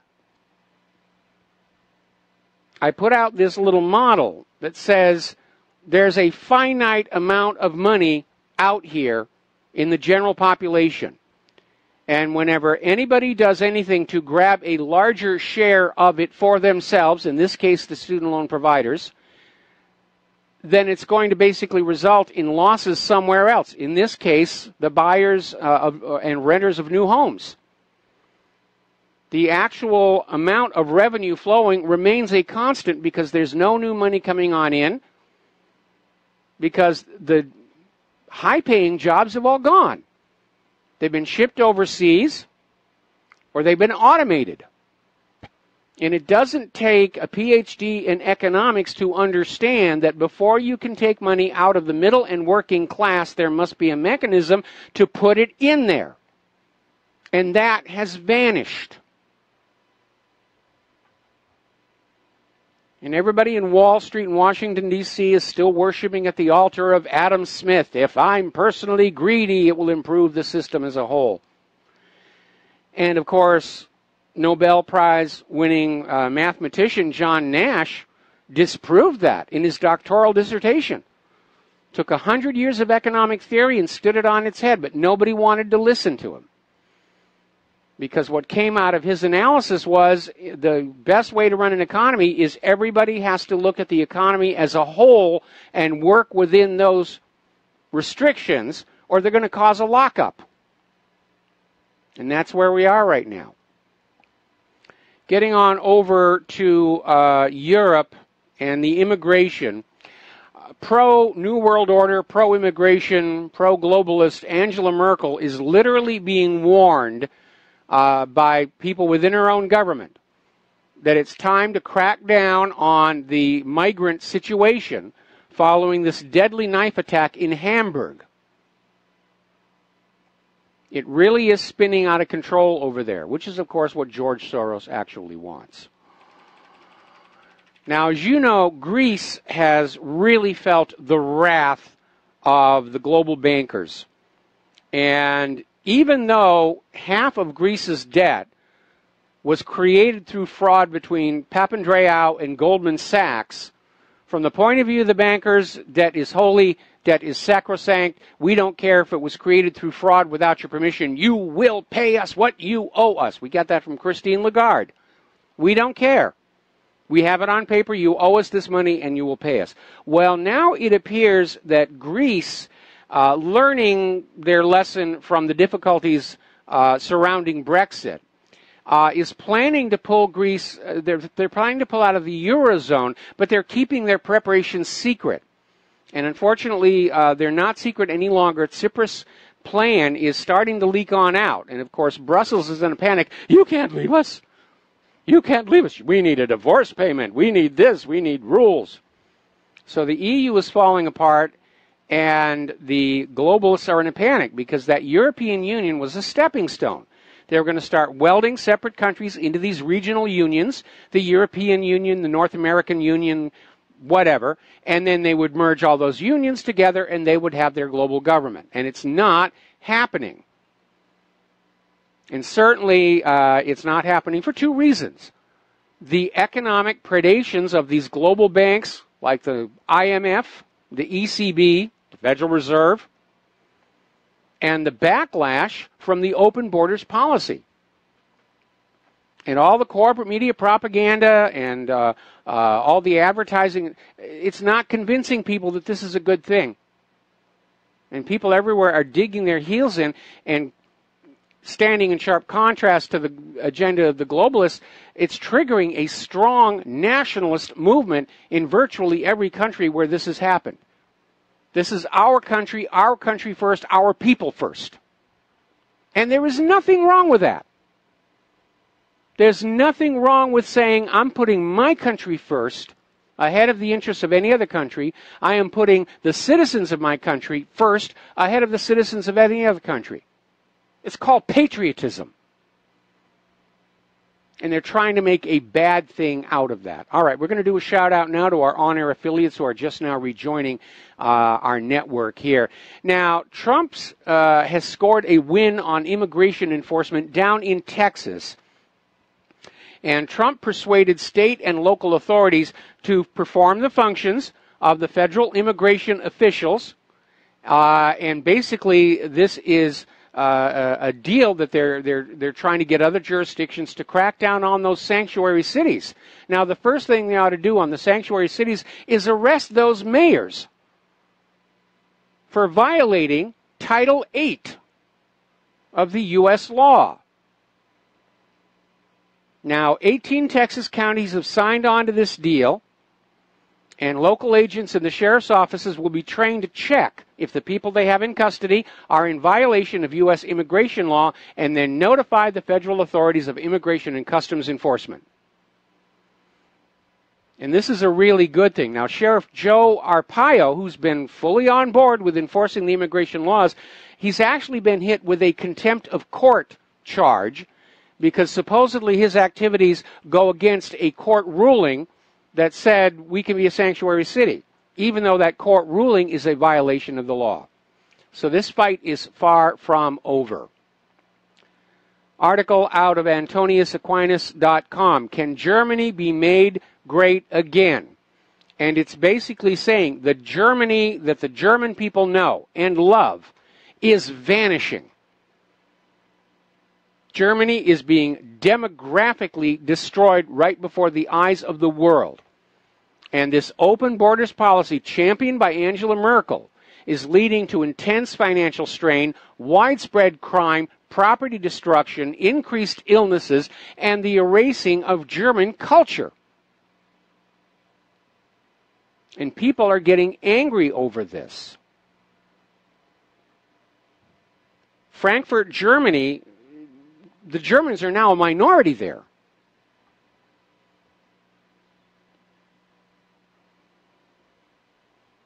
Now, apparently, there's a bit of a fight over Austria's call for more sanctions against Belgium and Poland because they want to close their borders and they want to do this and they want to do that. So the EU member states are already fighting amongst each other. I don't see the EU being able to hold together much longer. I think we're coming up on a moment where everybody's just going to say to heck with this, and they're just going to quit listening to Brussels. And Brussels can throw a tantrum, and they can cry and whine and scream all they want, but the fact that they have never created their grand army of the European Union, there isn't a thing they can do about it. And the EU member states ought to make that move before Brussels can create its own military force to go back in and take these countries over one by one.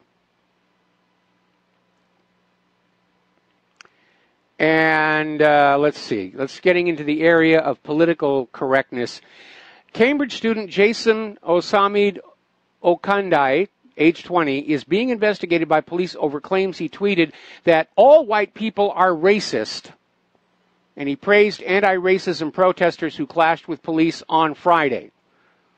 Now, saying that all white people are racist is like saying all blacks are lazy or all Hispanics are thieves. Some are, some aren't. There are some white people who are racist. There's a lot of white people who are not.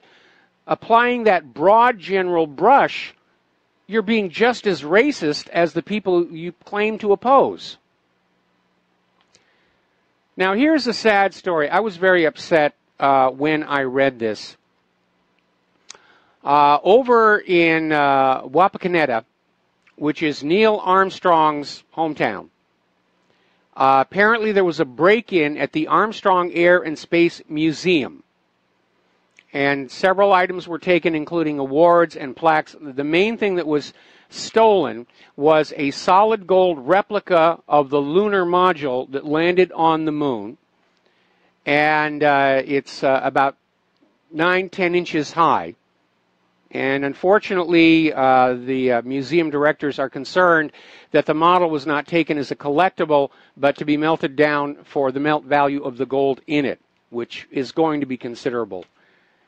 And it's another reminder that we seem to be losing our moral core in this nation. This isn't just a theft of property, it's a theft of history.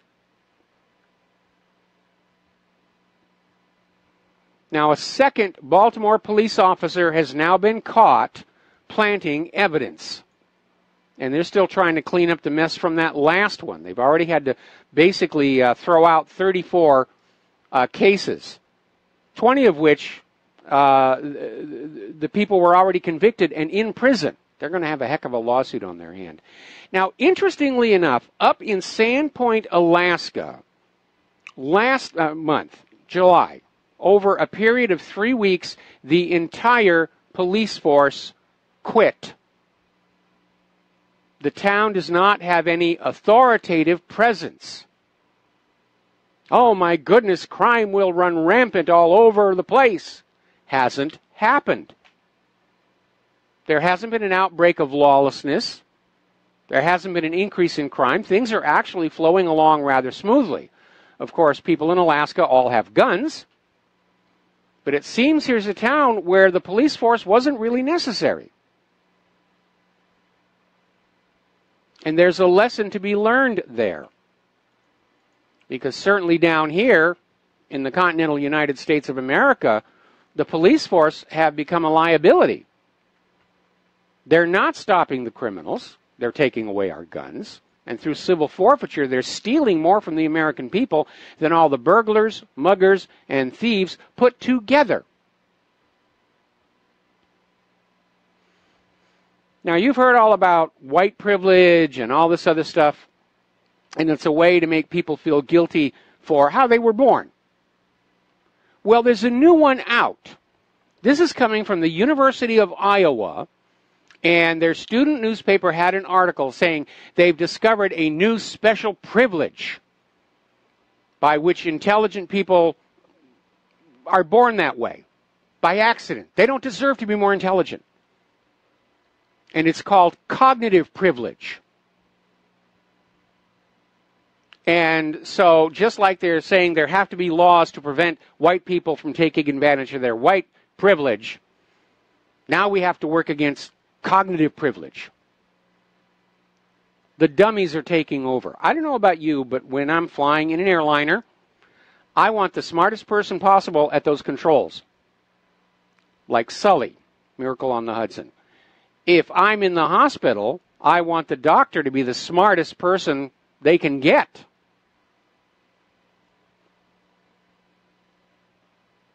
And we're in dangerous territory here because demonizing intelligent and educated people, that happened in Cambodia, where they literally created a political hysteria where people were being murdered just because they were intelligent.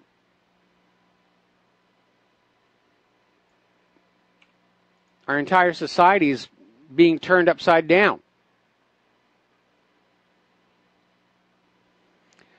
New release of emails published by WikiLeaks, this one about the French government. Apparently, a senior member of President Macron's party was outed for purchasing illegal recreational drugs.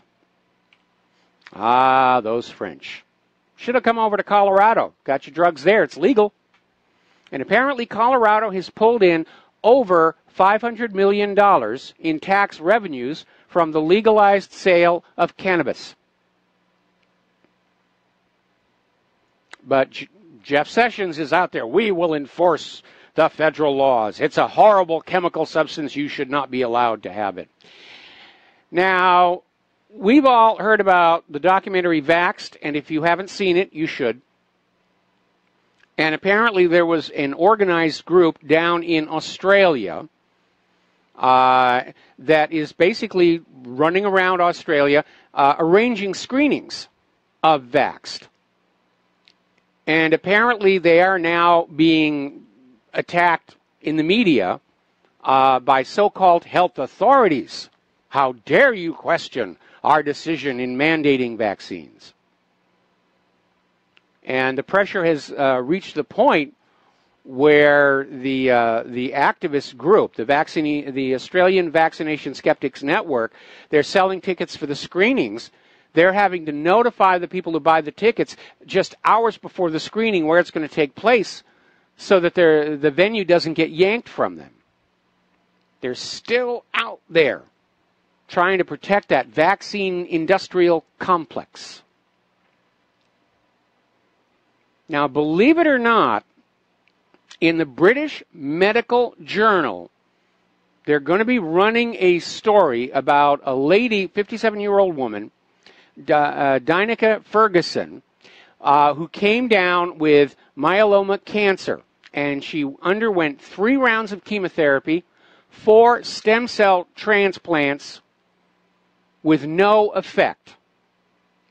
She's going to die. And then she read an interview in a magazine about an alternative treatment.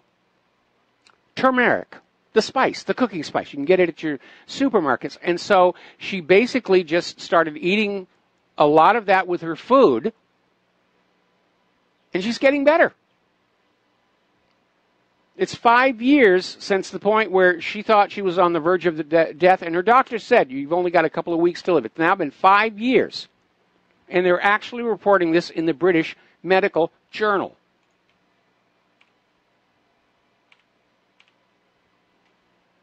Article coming out of naturalnews.com. Antibiotic drugs found to cause harmful damage to the environment even after being consumed by patients.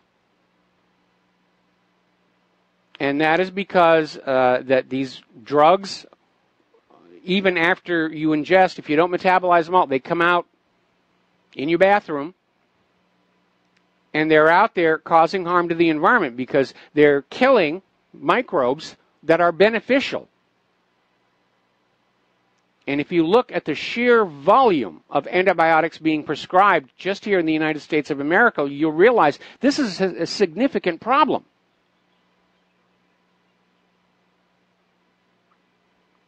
But again, it makes money. And in this country, anything that makes money is beyond reproach and beyond question. Got to take a break for commercials. We'll be right back. And aloha, America. Welcome back to the show here. We're going to take a phone call from Jack in Georgia. Aloha, Jack. Welcome to the show. What's on your mind today? Hi, Michael. This is Jack from Georgia. I've read somewhere that one of the main reasons for the sanctions against Russia and Iran is that Israel is developing its own natural gas, and they want to sell their own gas to Europe. So, I mean, this is good old-fashioned protectionism. Well, yeah, but the problem is the gas that Israel wants to sell to Europe is from underneath the Golan and technically is the property of Syria, right, as well as what they're taking from offshore of the Gaza Strip, which technically belongs to the Palestinians. So any company... Right. Yeah, it's also the area between Cyprus and Lebanon, Israel. They're going to drill for all kinds of goodies. So, I mean, they consider that whatever is in the Golan, they consider that their own. So, I mean, we haven't heard of that angle, so I wanted your thoughts on that. I mean, that's a very important reason. Well, it is a very important reason, and that's one of the reasons why Germany is talking about retaliatory sanctions against the U.S., because the new Russian sanctions endanger the Nord Stream pipeline project, which is going to bring Russian gas into Europe while bypassing Ukraine, which has become obviously very unstable, and Poroshenko could just shut those valves anytime he feels like it. I mean, this is a legitimate question here. At some point, we're going to start seeing the rest of the world sanction the United States. The thing is, the Europeans are kind of vassals. They just all talk, and they say things, but then they will, like France. A few years ago, they got a big fine of several $1 billion. The biggest bank. Paribas, I think. Yes. And first they bitched, then they paid 8, 9, 10 billion. So the same thing with the helicopter carrier that the Russians paid for them to build or half built. Yes. And then they wouldn't. It was ready. They wouldn't give it back to the Russians, etc., etc. Well, that was under pressure from the United States. Right. Yeah, so I mean they ordered the Congress to vote for those draconian sanctions.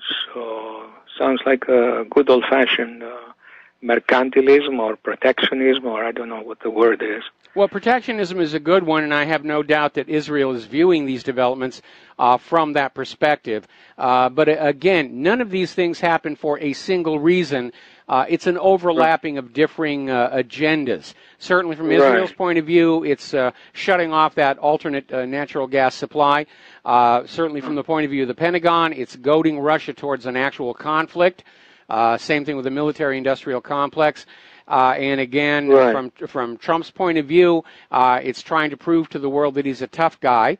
But like I said earlier in the show, I'm getting a strong sense, reading the foreign media, that the rest of the world is just about fed up with the U.S. government's arrogance and meddling. You mean the European media? I mean, this is what counts in this case for the natural gas. You've read that from the European media, the French, the German? I'm reading it from the European media. I'm reading it from the Asian media, the Australian media. It's a global phenomenon. They've just about had it with the U.S. government throwing their weight around. Okay. We'll see. Thank you very much. All right, thank you very much. We're going to let you go here. And let's see.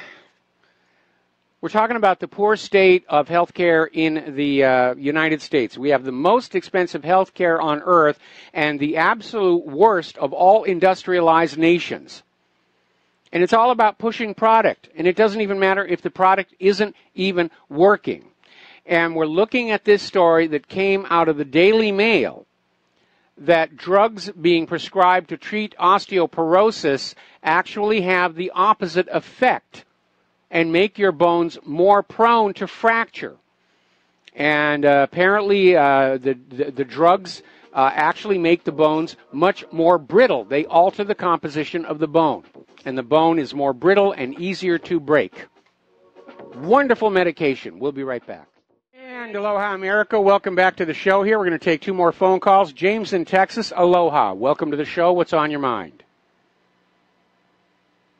James, yeah. There you are. Hello, Mike. I wanted to know, did you know that North Korea has a very favorable stance with, like, the Free Palestine movement and everything? Like, they're very vocal about that every time they go to the UN. And it strikes me as kind of curious of how you see it, North Korea on the news and war and everything. And it seems like it always goes back to that same provocator. Like I think you said about one time you made a report about the American Al-Qaeda, and it later became that the person wasn't even a Muslim or yes, even an Arab to begin with, something like that, right? Yeah, it was. I think that was. Well, he was Jewish. Adam Kokesh.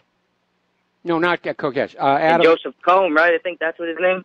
I forget his name, but yeah, the American Al Qaeda, and he was posing as a Muslim, and he was out there saying all this inflammatory stuff, and it turned out he was the grandson of one of the founders of the ADL. Perlman, Adam Perlman, that's it. Thank you. Wow. It seems kind of crazy how we could go to war with the nation just because they say something about another nation that they're doing bad. And it's kind of crazy too that we're going to go to war while giving, I think you also reported that we just gave Israel our F-35, like a technology. Like we just gave it to them? Well, technically they're buying it, but they're buying it with money that was given to them by the Congress. So that's like giving it to them, right? Yeah.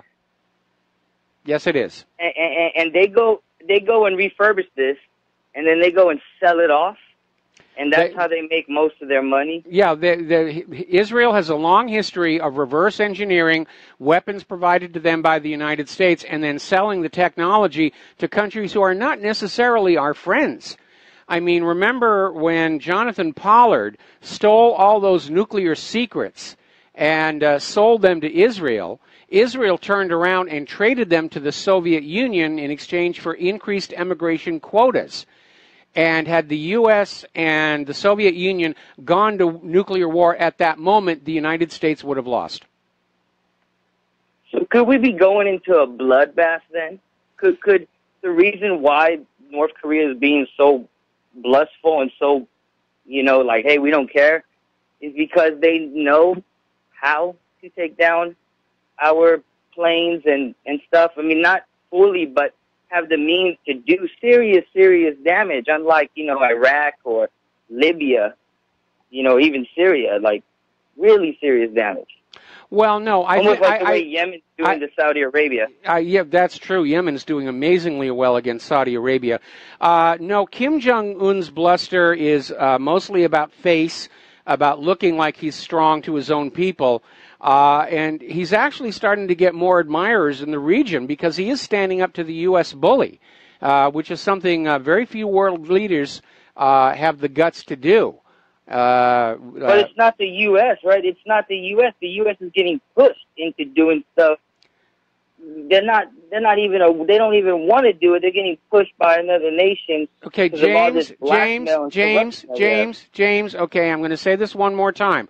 Wars, assassinations, events on this scale never happen for just one reason. Okay, there's an overlapping series of agendas, and certainly from Israel's point of view, they would love to see regime change in North Korea because of North Korea's support for Palestine. On the other hand, we cannot rule out that North Korea actually purchased their early nuclear weapons technology from Israel, because we know Israel has been selling nuclear technology under the table to other countries, such as the former government of South Africa.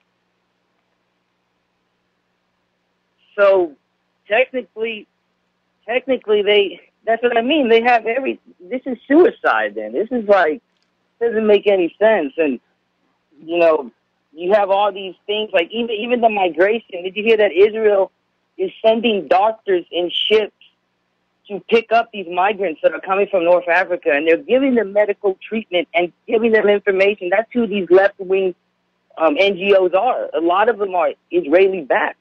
Well, George Soros. I mean, Israel's fully on board with blending all of the other world's populations together into a single, unrecognizable mass. But that doesn't apply to Israel. Israel's out there saying, "Oh yes, open borders, except for us. You know, we have to preserve our racial purity." Sig Heil, Sig Heil. Okay. Yeah, it just seems crazy how they got us fighting over pennies while they're doing all this stuff, and they got all the corruption. I mean, did you know that Israel doesn't like to fight its own wars? Israel's got, that's what the American Goy are for, to fight Israel's wars for them.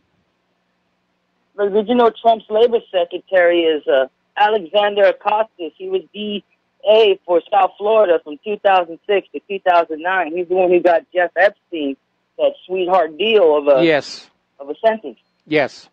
It's just crazy. It's just really sad though, because people, there's been a lot of killing and it doesn't feel right. It feels like something's gonna. It just doesn't. It's not right on so many levels. It's so much not right. It just. I was there in Iraq when we built the wall in Baghdad. Mm-hmm. When we built the wall inside our city. There's going to be retaliation, I feel. Like you say, we're probably going to be Germany. We're going to have the entire world against us. I mean, we're already seeing Russia and China moving together. Iran is moving toward Russia. Turkey is moving toward Russia. We're going to be up against a formidable enemy. The U.S. plan to simply pick off the rest of the world one country at a time is not going to work, because the rest of the world now sees that's what's coming. And they're going to reach a point where they say it's time for all of us to unite against this American aggression. And, because if we don't unite, the U.S. is going to pick us off one by one. James, I got to let you go. We're running out of time on the show, and I got a couple more calls I need to get to. George in Texas, aloha. Welcome to the show. What's on your mind? Well, how you doing, Mike? Hope you had a great weekend. Yes. But anyway, with Debbie Wasserman Schultz and a lot of these corrupt congressmen, and how they just get away with even practically murder. The thing is, there's nothing practical about it. They get away with murder. I mean, nothing's being done about Seth Rich. Nothing's being done about that prosecutor who washed up on the beach in Debbie Wasserman Schultz's district down in Florida.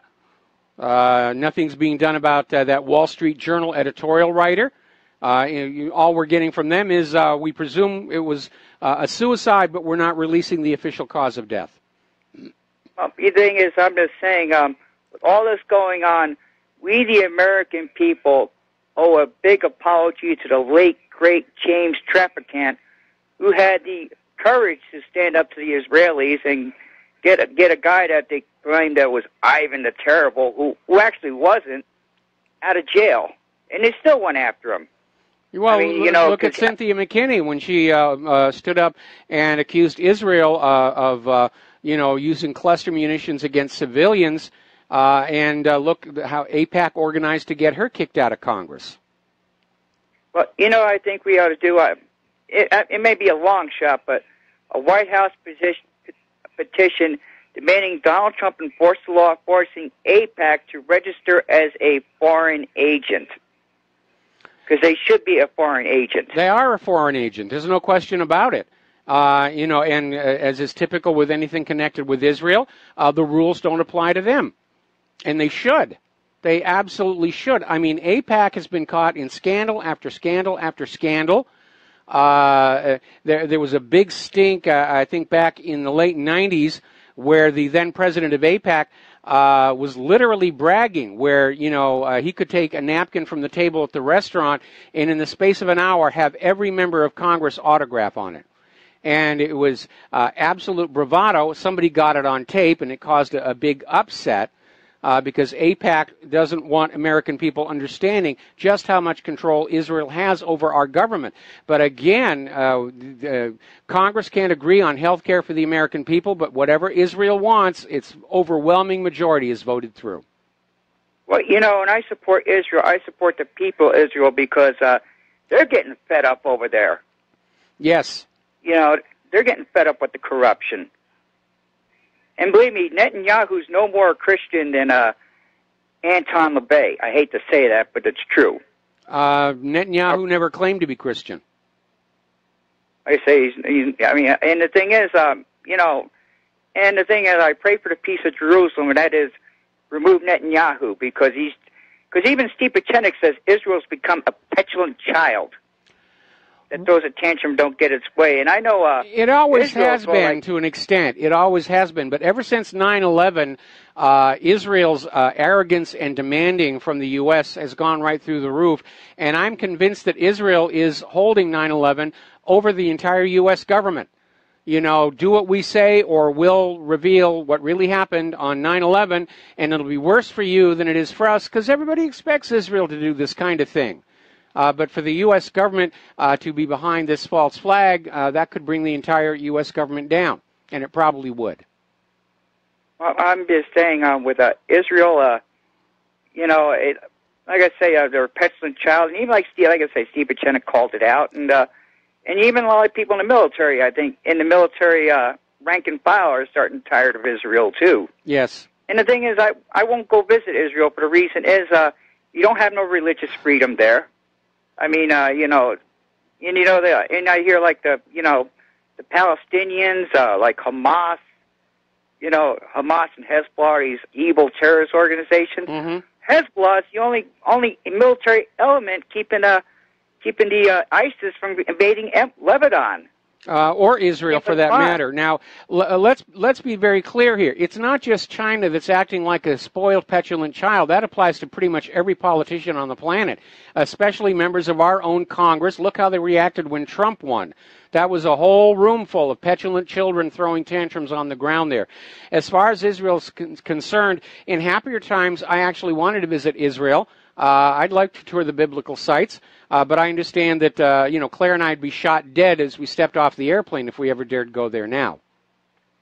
I heard through back channels certain reports that Netanyahu was livid when Trump cut off the CIA program arming ISIS. Yeah. So, and I was hearing, too, that secretly Israel wants to hand back over to Syria the Golan Heights. And, and I hear, like I say, on the surface, I don't think Israel really and Donald Trump are really seeing eye to eye. Well, I don't think they are. And in response to that, of course, Israel is now demanding that the world recognize that the Golan is part of Israel anyway. It should be part of Israel. We stole it fair and square. You might as well say that, yes, it's part of Israel. Anyway, George, I need to let you go. We're running out of time. I'm going to take one more phone call, and then we're going to finish up with some news stories here. Chris in St. Petersburg, aloha. Welcome to the show. What's on your mind? Aloha, Mike. Now, you're mentioning an article that said that bone osteoporosis, bone-enhancing drugs are causing osteoporosis? Is that no? It's not causing osteoporosis, but apparently one of the drugs side effects, and this is the low end of the drug spectrum. It's a specific series of drugs. What it's doing is over time, it's actually altering the chemical structure of the bone itself that makes it much more brittle. And therefore, even though you may not technically have osteoporosis, the bone is easier to fracture anyway. So what we have here is a drug that's sold at a huge cost that, in terms of the practical objective of making your bones less prone to breakage, absolutely does not work. Yeah, that's been known for decades, that the bisphosphonate class of drugs, that's it, like Boniv and Fosamax, that they do cause more brittle bones and necrosis of the jawbone, which is death of the bone, and which causes people to lose their entire jaw, if not their lives. So if you want to check out the bisphosphonate class, there are several other drugs that come under that class. But what I would encourage, because it's worked so well for me, is a supplement called microcrystalline hydroxyapatite, or MCHA, that has been shown to increase bone density and mass up to 30% per year. That has been validated by the originators, Ethical Nutrients, back in '96 when the Federal Trade Commission sued them, and they jumped through all the hoops, including so many that they didn't have to, but they ended up proving that claim that it does increase bone density and mass up to 30% per year. There are several brands that do sell MCHA, but no pharmaceutical drug or any other form of calcium can come close. And I remember I had loose teeth, and within a very short time they tightened up. I ran out of my supplement, and they got loose again, and started taking it. They got my bone density improved. Okay, we're almost to the commercial break here. You're sounding like a commercial yourself there, but I'd like to ask you to email me information about this. I'd like to take a closer look at this. Because it's becoming more and more obvious every day. The products put out by the pharmaceutical industrial complex are all about making money. They're not really very good, and the government, of course, is trying to shut down any competition, even if what the competition has is a better product. And that, of course, is a classic hallmark of fascism right there. All right, well, listen, we're going to let you go, and thank you very much. Quick little note here, Charlotte, I think it's pronounced Iserbit, will be John Stadmiller's guest today. So following our program, you want to stay tuned to that. Probably going to be a very, very interesting discussion. Interesting article. This is out of RINF.com, and it's talking about a Win Gallup International poll of 69 countries ranking how happy the people are. And basically at the very top of the scale was Fiji, with 89% of the people were happy. The global average is 59%. The United States is down at 48%. We're below the global average. This is not a happy country any longer. We'll be right back with the last segment of our program today. Aloha, America. Welcome back to our show here. Last segment of our program today here. Interesting little article coming out of Tech Republic. Windows 10, 5 reasons to avoid Microsoft's flagship operating system. And they lead right off basically saying Microsoft's capricious and obnoxious treatment of Windows users is a reason to give Windows 10 a mess. Now, Microsoft is pushing Windows 10 because they're trying to move to a business model of computing as a service that you pay for month after month after month after month. And yeah, Microsoft has been extraordinarily unresponsive in supporting anything other than Windows 10. I still to this day have never been able to install my license of 3D Studio Max on my Windows 7 machine, and everybody's pointing fingers at each other. More recently, as I mentioned, we had to replace Claire's phone. We got her back on an iPhone, and all of a sudden the iTunes will not see her Windows Outlook. And Apple isn't interested because they want you to use the cloud. And interestingly enough, I couldn't get iCloud for Windows to install. And Microsoft isn't interested in supporting anything that isn't Windows 10. And we've reached a stage, again, like ancient Rome, where our technology has become so decadent, bloated, and complex, we've lost the ability to manage it effectively. And all of these corporations' focus is all about selling the new whiz-bang product and pushing the agenda of computing as a service. And going back to that 1970s models of giant mainframes out there that hold all the data and all the applications and all of your personal electronic devices are merely terminals into their computers. And it has resulted in an operating environment where more and more people are just saying, yeah, the gizmos are nice to play with, but it's getting more and more difficult to actually get useful work done on any of this stuff. Now, Amazon has finally suspended sales of their $60 blue Android phone after discovering that they still secretly send user data to China 8 months after the company that manufactures the device claimed the spyware was a mistake. And that is becoming a growing problem as well, that the devices you are using have malware on them at the point of sale, at the point of manufacture. And I'm not just talking about what the NSA is putting in there. I'm talking about organized crime, making a deal with somebody at the companies to add some surreptitious code for their benefit. And that, too, is completely out of control. And where is the NSA in all of this? For that matter, why didn't the NSA uncover the Amwan brothers spying on the entire House of Representatives? Talk about an epic fail. And finally, apparently, prankster posing as Reince Priebus apparently tricked former White House Communications Director Scaramucci into a bitter email spat, underscoring the fact that the emails you're getting may not be from the people that you think they are. So be cautious. There's the music. Stay tuned for John Stedmiller's show. We'll be back tomorrow here on the Republic Broadcasting Network. Until then, aloha, America.